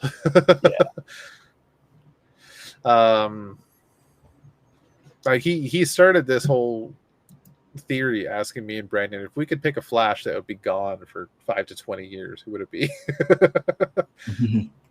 So yeah. Sorry, that's I'm something listening. that I'm could also happen. just trying to find that story of in the 80s where they were trying to bring Dick Grayson back. I need to find it, or else I won't be able to rest. That's fair. Um, All in all, though, I think if that is true, I think it will be Max. yeah, interesting. I would hate that, but interesting. I mean, considering Jeremy Adams was going to have him do that anyway. Yeah. Well, I'm fine with them, into the sunset and having their Speed Force adventures, but I hate the concept of him having to sacrifice himself for some bullshit reason. Yeah.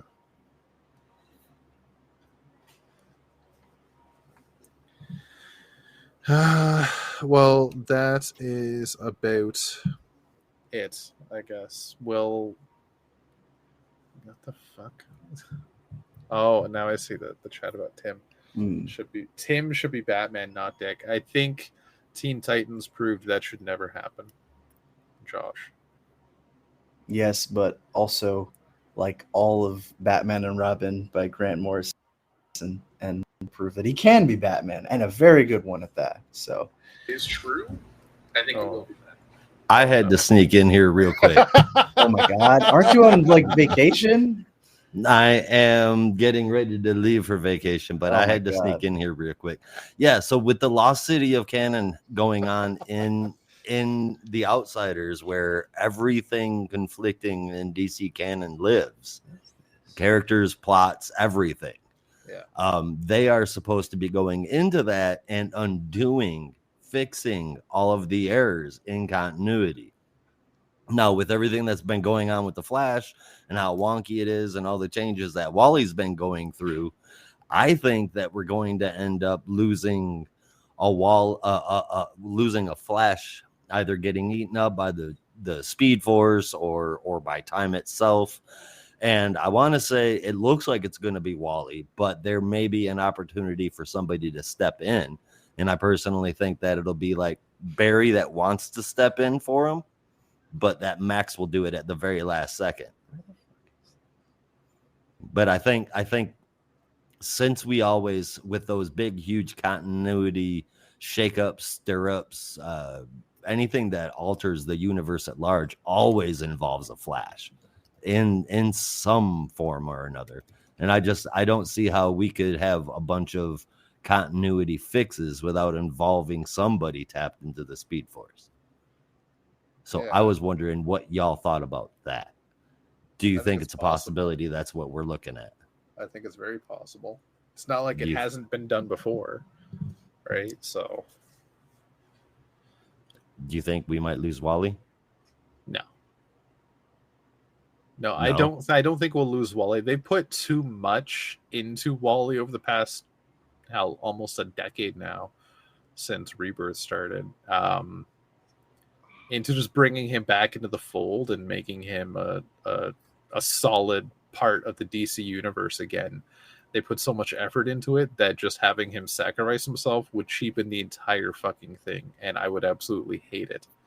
Yeah, I don't think that it would be if it's Wally. In my theory, if it's Wally, I don't think it'll be a sacrifice. I think it would be a against his will kind of thing.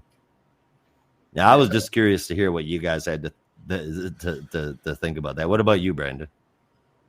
I will get back to you because I need to find this fucking story or I'm gonna lose my Fair enough. All right, All I'm right. hopping back off of here, guys. Thanks for letting All me right. blow your. See ya. Enjoy the drive. This fucking guy. Gotta love him. Oh my god. All right.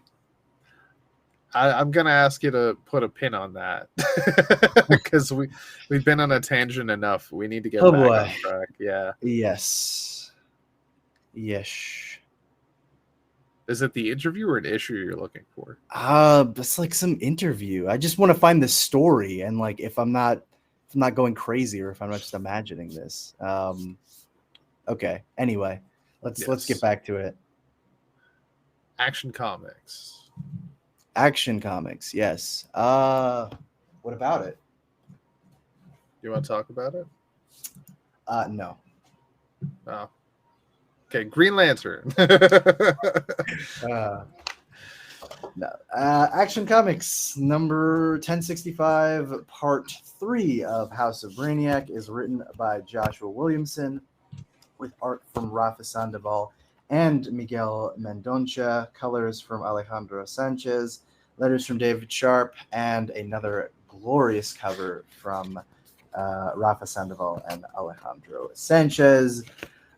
We pick up this issue with Brainiac kind of going back and forth with Lex Luthor talking about all his plans and everything, Brainiac that is, and Lex is particularly interested both in why he's been stealing all these superpowered people, but also why use Zarnians. They seem so chaotic and crazy and hard to control, and it seems very un-Brainiac-like to use people that he cannot control. But Brainiac's like, chillax. You're smart, but you're not as smart as me, so you don't really understand my plans, but their usefulness will come in time, or their usefulness will be revealed in time. So just you wait, which is when we cut over to Superman and Lobo fighting off General Chakal and the rest of the Zarnians that Brainiac had let loose to chase after them. They fighting for a little bit, but decide to run away just so they can chase after Brainiac's ship since they know it's getting away.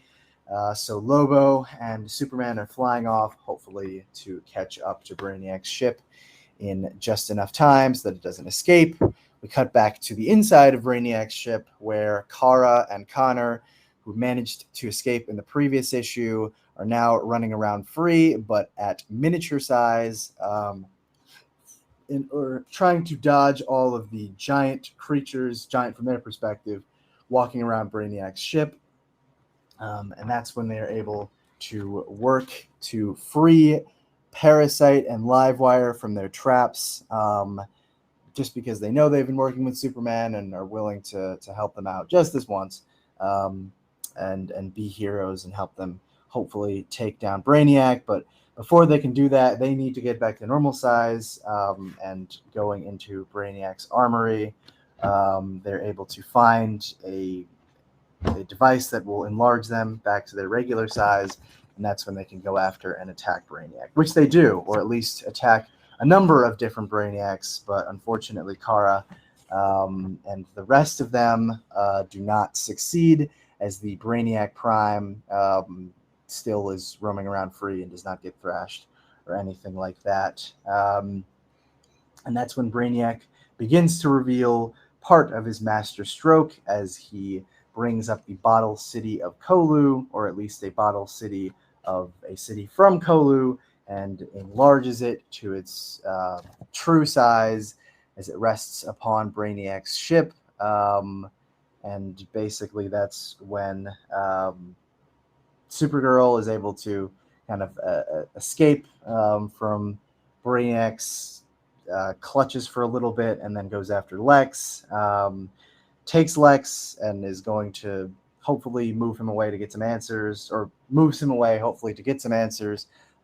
Meanwhile, Brainiac is just saying to send others after Supergirl to get him. But Luthor, of course, is not really relevant anymore. Doesn't really provide any important info. Superman and Lobo are hanging out at Hardcore Station, hoping to find some answers from an old friend. Well, friend may be an inaccurate term, but maybe Lobo considers him as a friend. That's when they decide to interrogate none other than Space Cabbie, everyone's favorite Hell cosmic yeah. hero. Lobo's casing him for some answers, and Space Cabbie is able to reveal that Brainiac has really been doing this from a number of different planets, not just Earth. Talking about Brawl and Titan. But before he reveals anything more, General Chakal and some of the other Zarnians show up. But this time they're not looking for a fight. They just want to chat, really just chat with Lobo, not Superman. They kind of don't really give a fuck about him. And that's when Chakal reveals that he's getting older and he's feeling like he needs someone to replace him as the leader of this crazy pack of Zarnians. And he got his eyes on none other than Lobo. And that's when you get a little bit of a fake out moment where you think Lobo is going to lash out at Chakal and he's not going to betray Superman. But he actually decides to accept his offer. And in doing so, Chakal puts up one rite of passage to do so. And that is to, of course, fight Superman, which is where our next issue will pick up. We also have a brief backup with a character we haven't seen in quite a while, none other than Vril Dox, formerly of Legion, formerly of the Omega Men at one point, I think. I gotta fact check that. Possible. That's possible. Someone fact check me on that. I think he was in the Omega Men at one point, right after 52, I think. But anyway, the backup really is just about Vril Dox being captured by the Zarnians and then brought back to Brainiac, who is, of course, highly disappointed and upset with his failure of a son, and is sort of dealing with some stuff in his head right now, dealing with some lack of knowledge. But Vril is kind of chiding him for his own shortcomings, saying he's got the book smarts, but he's not street smart, and doesn't really know anything about life. And that's when he throws Vril into some kind of prison, or sorry, not some kind of prison. Well, he takes Vril up to the enlarged city of Kolu, or city from Kolu, and throws him in some kind of prison or small cell area. And that's when he sees a couple of people he recognizes, like Laurel and Indigo, but also someone who very much cannot be alive, his mother. That is Action Comics 1065. Rob, what did you think about this one? I'm trying to remember all of it now. Like, I know you just talked about it, but like, there's it's hit or miss depending on the action. It was all very interesting, and I am enjoying this quote unquote event for the time being. But I'm very much enjoying the parts with Superman and Lobo. Yes, because Lobo always makes things fun for me. And oh shit, what was throwing in Space Cabbie too? Like that was just like that was an internal squeal moment for me. I love a good old Space Cabbie appearance. Though they got rid of his mustache, I was kind of bummed about that. But yeah, it's interesting. It's got a lot of action. I mean, this is called Action Comics, so why the hell not? And even though this is basically all set up for absolute power, the story itself so far I'm enjoying, and I find very interesting with Brainiac's choices, but we've yet to really get a full grasp of why he's doing what he's doing and what it is exactly he's doing. We know he's building another body. We know it's going to eventually be the Brainiac Queen, and we know he has all these cities captured that he's kept secret, and he's just unleashing them now. But what his ultimate goal is, we have no fucking clue. Right to this point. Yeah. And how does the Brainiac Queen end up working with Amanda Waller, if she even does? Yeah. There's a lot of questions left to be answered, but for what we have right now, which essentially amounts to Brainiac doing Brainiac things and Superman and Lobo teaming up, like, it's reminding me a lot of Superman the animated series. it's just a bit of nonsense and fun. But yeah, like I'm loving it so far. This issue, 8.5 out of 10. Nice. Yeah, no, 8.5 for me too. It's funny that you mentioned Superman the animated series, because there was a line, I'm trying to remember, I can't remember if it was in this issue or the previous issue, but it was something that I feel like might have actually been taken straight from Superman the animated series, or was very reminiscent of it. But I don't remember. I'll flip through it and I'll let you know what it was. But yeah, no, there's a lot of fun stuff in here. I'm just kind of along for the ride, and seeing end up with this whole Brainiac thing. So yeah, good stuff. Great art as usual. As usual. Also on the topic of Mike W. Barr, a little bit of trivia for you. Did you know that Aresia Rab was named after Mike W. Barr? At least her last name. Yeah. Oh. Her last name is R.R.A.B. Oh Rab. my. And yeah, that's Barr backwards. Yeah. Wow. Well, I think I don't remember the reasoning behind it, but like, yeah, wow. Which well, I'm Barr is realizing Barr. Yeah. And Rab was RRAB. Was it really? Oh, I thought it was literally R-A-A-B. just flipped. Oh. So it was literally just Barr backwards. Named after Mike W. Barr. No, you're right. Yeah. No, I'm thinking of, because there's another comic book writer that did Green Lantern, I think in the early 2000s, called Ben Robb, and his name was spelled R-A-A-B. I think I was just confusing those two. Oh, okay. But I think that's especially clever because if memory serves me correctly, Mike W. Barr did the script or the plot for the Tales of the Green Lantern Corps miniseries where Aresia first appeared. So that's probably what it is. That's why, yeah. No, I knew it had something to do with a Tales issue, but I couldn't remember. Yeah. Exactly. I can't remember. It's been years since I read that. Yeah.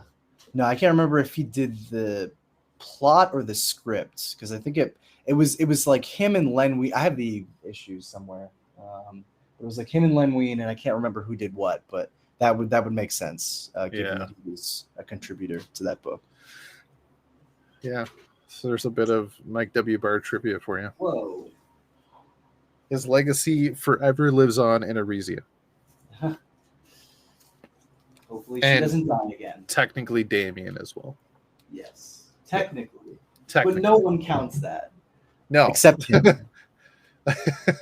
If you ever see interviews with him, he takes credit for it all the time. Someone literally asked him, he's like, how do you feel about, Grant Morrison kind of taking your character and doing stuff with it? And he's like, no, that was my character, Reed, son of the demon. And it's like, no, it wasn't.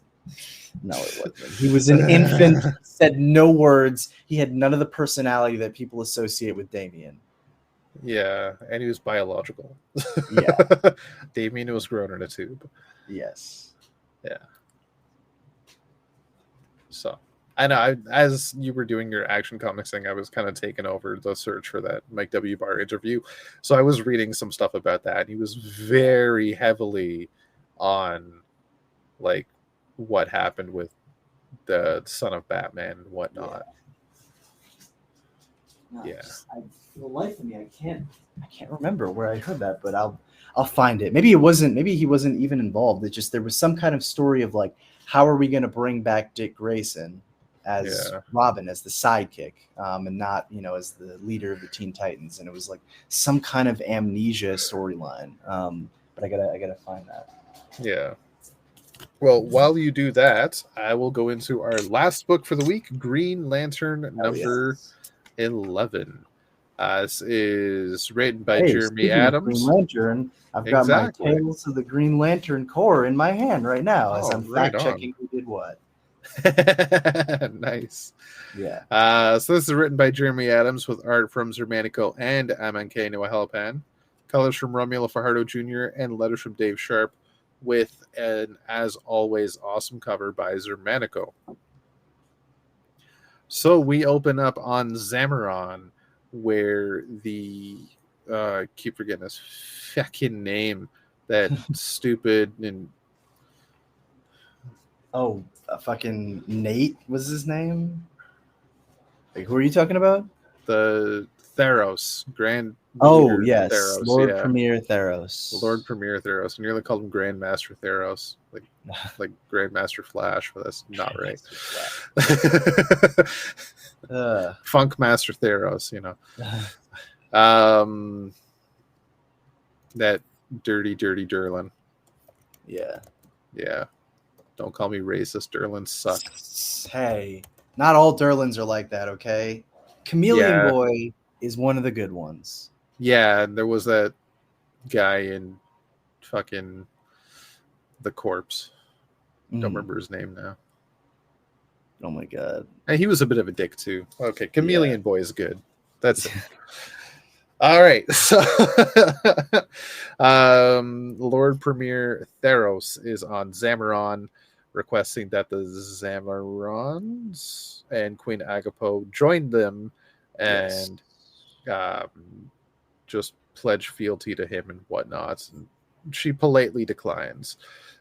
So then he tells his crew, "You may proceed," and the Violet Lantern Central Battery explodes, which leaves the power of love basically powerless for the time being anyway.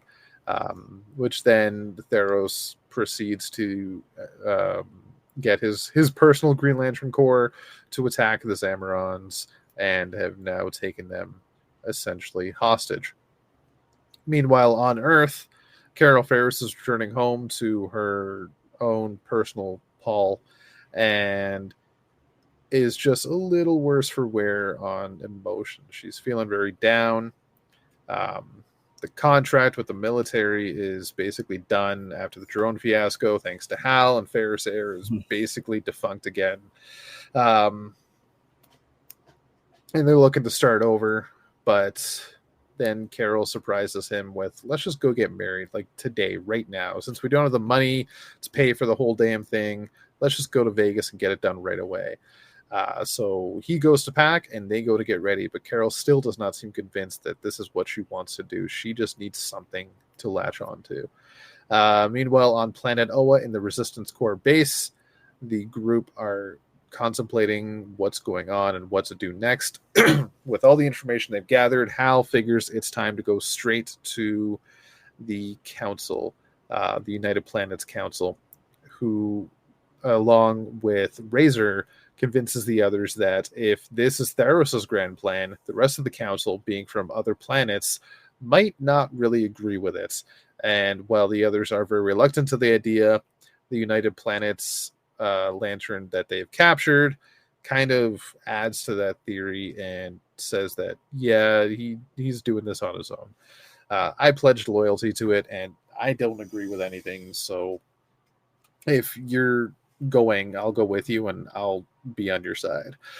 Kyle is still a little worse for wear, muttering about how the spectrum is splintered and there's no focus, so they leave him behind along with Salak, and I believe 2-6 stays behind as well, just to watch over him and watch the base, while the rest go straight for the United Planets Council room.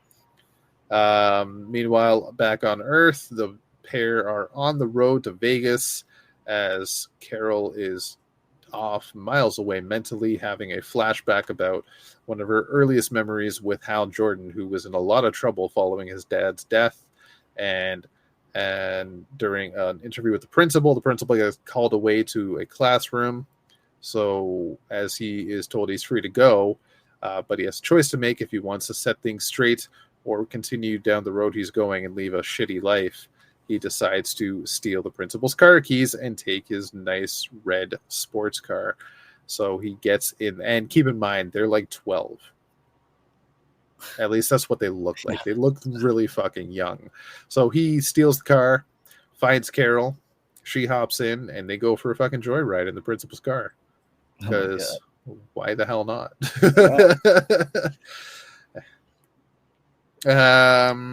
So now we go back to Oa at the Great Hall, where our intrepid heroes have broken into the council room, and even though the manhunter drones that are there to protect the council are ready to attack, Lord Theros holds them back and asks what the hell is going on. Let them speak. And then Hal proceeds to just reveal everything they have, as well as the UP lantern that looks like an eagle. Also reveals everything he knows, and the council then turns to Theros, a little stunned. But this is when Theros plays his hand and reveals that, we let you get away, Jordan. And this is also, we could find out where your base was. And then we see a panel of Salak and 2-6 getting shot at by, we can only assume, other lanterns and or manhunters, as Kyle is still huddled in a corner. And then we discover that the rest of the council is actually Durlands in disguise.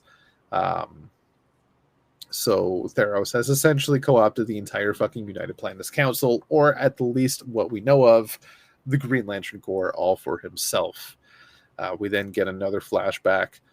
We jump back to a flashback again with Hal and Carol, who also, as kids, went to Vegas, but are then caught because they're 12 years old playing slots.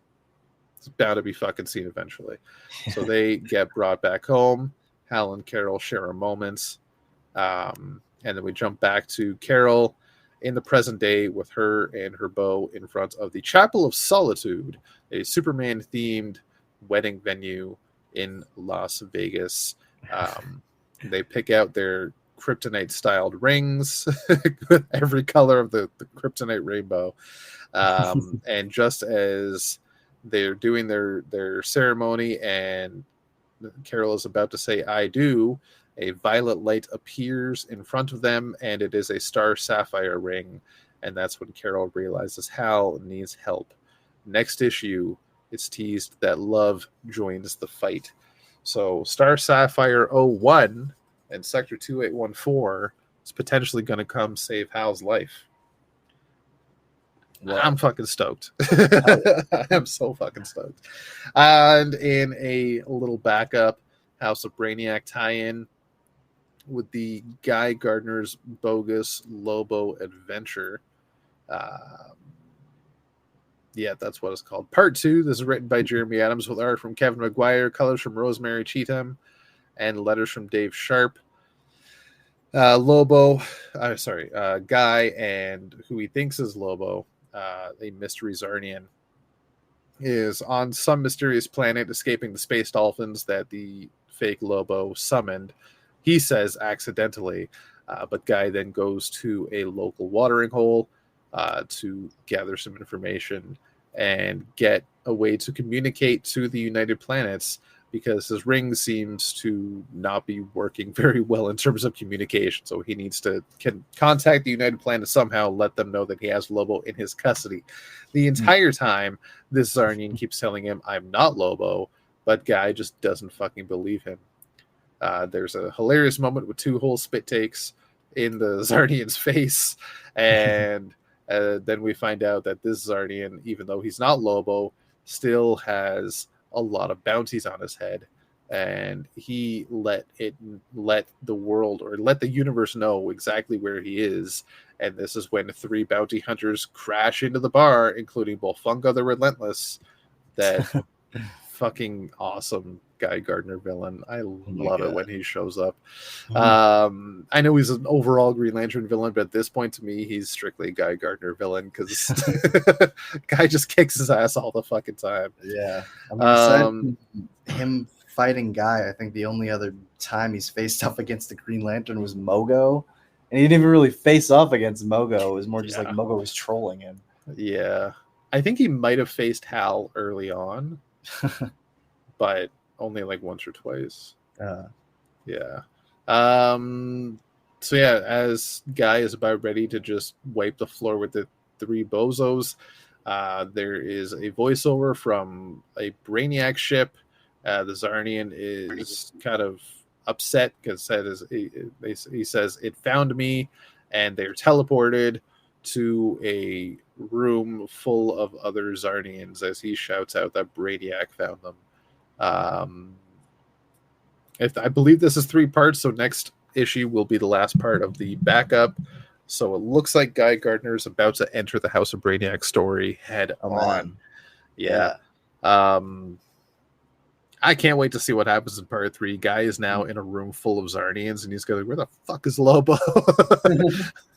Yeah, it's been a fun story so far. Guy's bogus Lobo adventure, fucking great. All right, so between the backup and the main story, fucking loved it. Honestly, this has been fun so far. It's been a great run. The buildup has been fantastic, but I'm also thinking like we're just about coming up to a full year of Green Lantern. Yeah, wow, and that's crazy. We still don't have all the answers I would have wanted to have by now. He's given us some stuff, he's given us some teases, and he's given us some fun adventures, Jeremy Adams has. But I would love to see a lot more answers really soon. It sounds like issue 1213, or it feels like issue 1213, I'll say, it is really going to give us all those answers. And for the first year of Jeremy Adams' Green Lantern, I think it's been a success. Because it's been almost well-paced, if not a little slow for my tastes. But I think at the same time, realistically well-paced, because we're not going too fast. We're definitely not going too fast, but I don't think we're quite going too slow. Yes. Well, I think we're finally hitting the point where we're getting some momentum, because it felt like the first 6 issues, which I really enjoyed, were just kind of a lot of setup for new dynamics, but with, Sinestro doing what he was doing on Earth, and then eventually becoming a Red Lantern, and Hal getting reacclimated to working at Ferris Air, and also, figuring out the dynamic of his new ring, and like all that stuff was good, and I enjoyed it, and it really let Jeremy Adams kind of do character work with Hal, which is, I remember he talked about that when we interviewed him. He was like, I really just want to kind of get to the basics of like who Hal is a character and make you fall in love with him. So succeeded very well in that.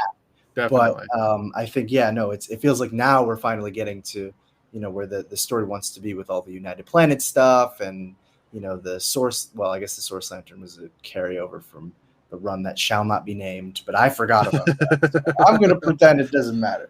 But like all the stuff that he's been building towards, like it feels like we're finally hitting that point of the critical story point. So it has been a year, and I do feel like there hasn't been a lot of wasted time with pacing or story or anything. But now I'm kind of just wondering, like, okay, well, what comes next? Because I don't know about you, but it definitely feels like this story is building towards an even bigger story, and I'm wondering if that's all going to be told in Green Lantern, or if it's going to spill into something bigger.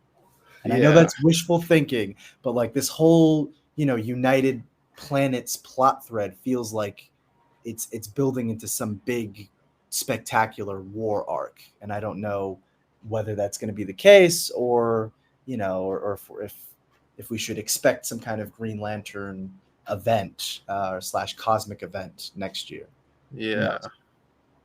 I mean, I'll take anything cosmic if it gets us even a couple of miniseries, get the Omega Men in there, maybe have Legion show up once or twice.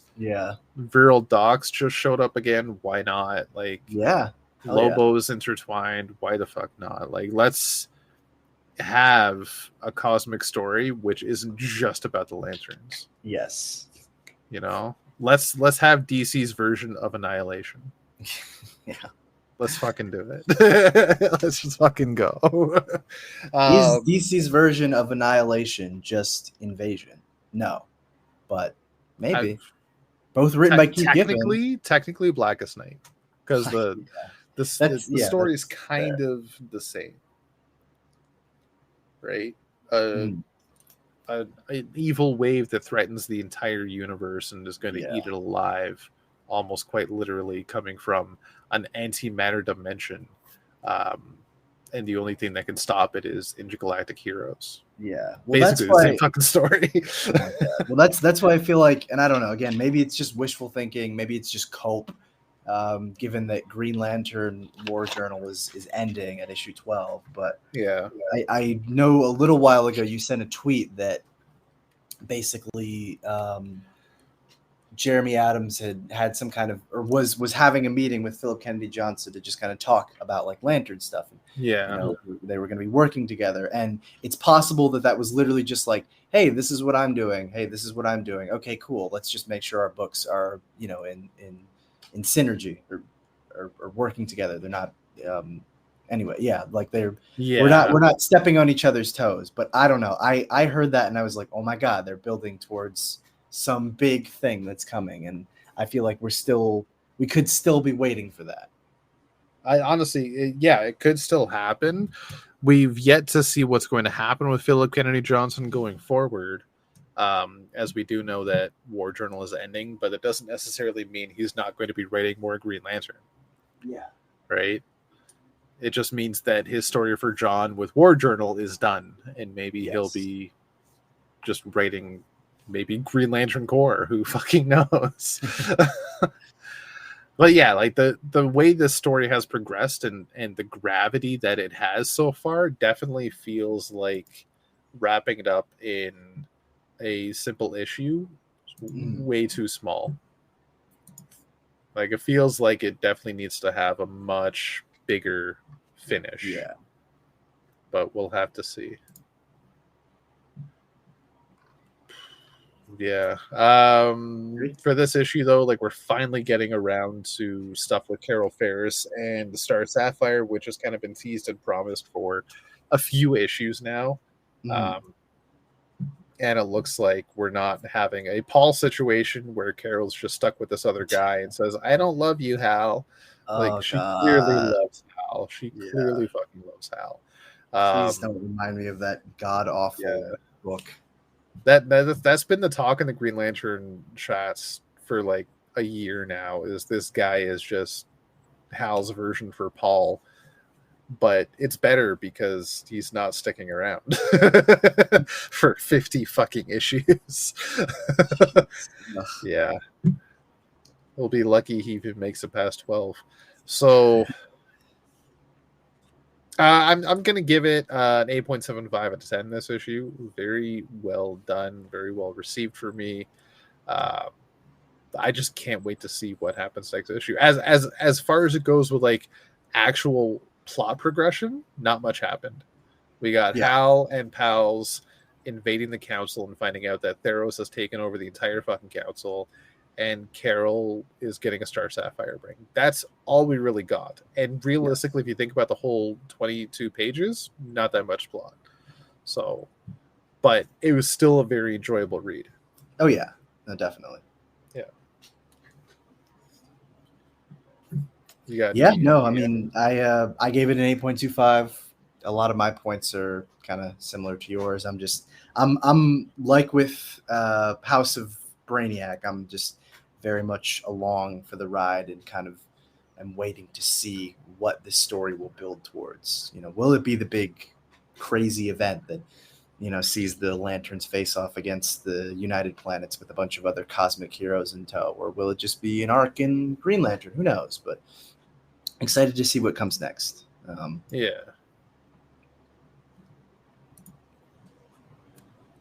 Well, we shall see. So with that, let's get into our top 3 books of the week and favorite moment. All right. I suppose I can go first. I suppose. At number 3, oh God. Number 3, I had Green Lantern. This is 11, right? 11, yeah. Green Lantern number 11. Number 2, Action Comics 1065. But number 1, I have to give to Outsiders number 7. Just a really well executed issue. Had tons of great, surprising moments in it, and was just a really good read. But my favorite moment is probably, I don't know. I feel so basic for choosing this one, but who am I kidding? Sometimes you're just a sucker for a cool looking panel, and the double page spread of Lobo and Superman Oh yeah. fighting the Zarnians at the beginning of Action Comics 1065 is just cool as hell. Like, I don't know. I can't argue with that. I would love to have it on my wall. That's it. I don't blame you. It was a cool ass panel. Yeah. Yeah. I wish DC would do more posters of just like actual panels and not That just would be awesome. advertisements, not just covers. Like have some interior panels because there's some panels are fucking gorgeous. Yes. Yeah. As for me, I have, believe it or not, Sinister Sons #4 at number 3. Yeah. I'm really fucking loving that book. Good. Outsiders #7 at number 2, and Green Lantern #11 at number 1. They did have the same score, but I'm a sucker for seeing Carol Ferris put a ring back on. Coincidentally, at a chapel. Yeah. Not the ring she was expecting. Still a pink ring, though. Still a pink ring. Exactly. And speaking of that, it's also going to be my favorite moment of the week is seeing that Star Sapphire ring appear in front of Carol, her mention Hal's name, and I know some shit's about to go down next issue. I can't fucking wait. Hell It's gonna yeah. be so good. At least I hope so. Yeah. And with that, folks, if there's no other things to bring up or mention, we've had our tangents, we've had our fun, we've had our discussions, and it's 7:30 p.m. I think it's time to call it a night. It's time to call it a night. Yes. So with that, everyone, remember in the Geek Matrix, everybody has a home. In the Geek Matrix, you are not alone. Boom. Peace. Nailed it.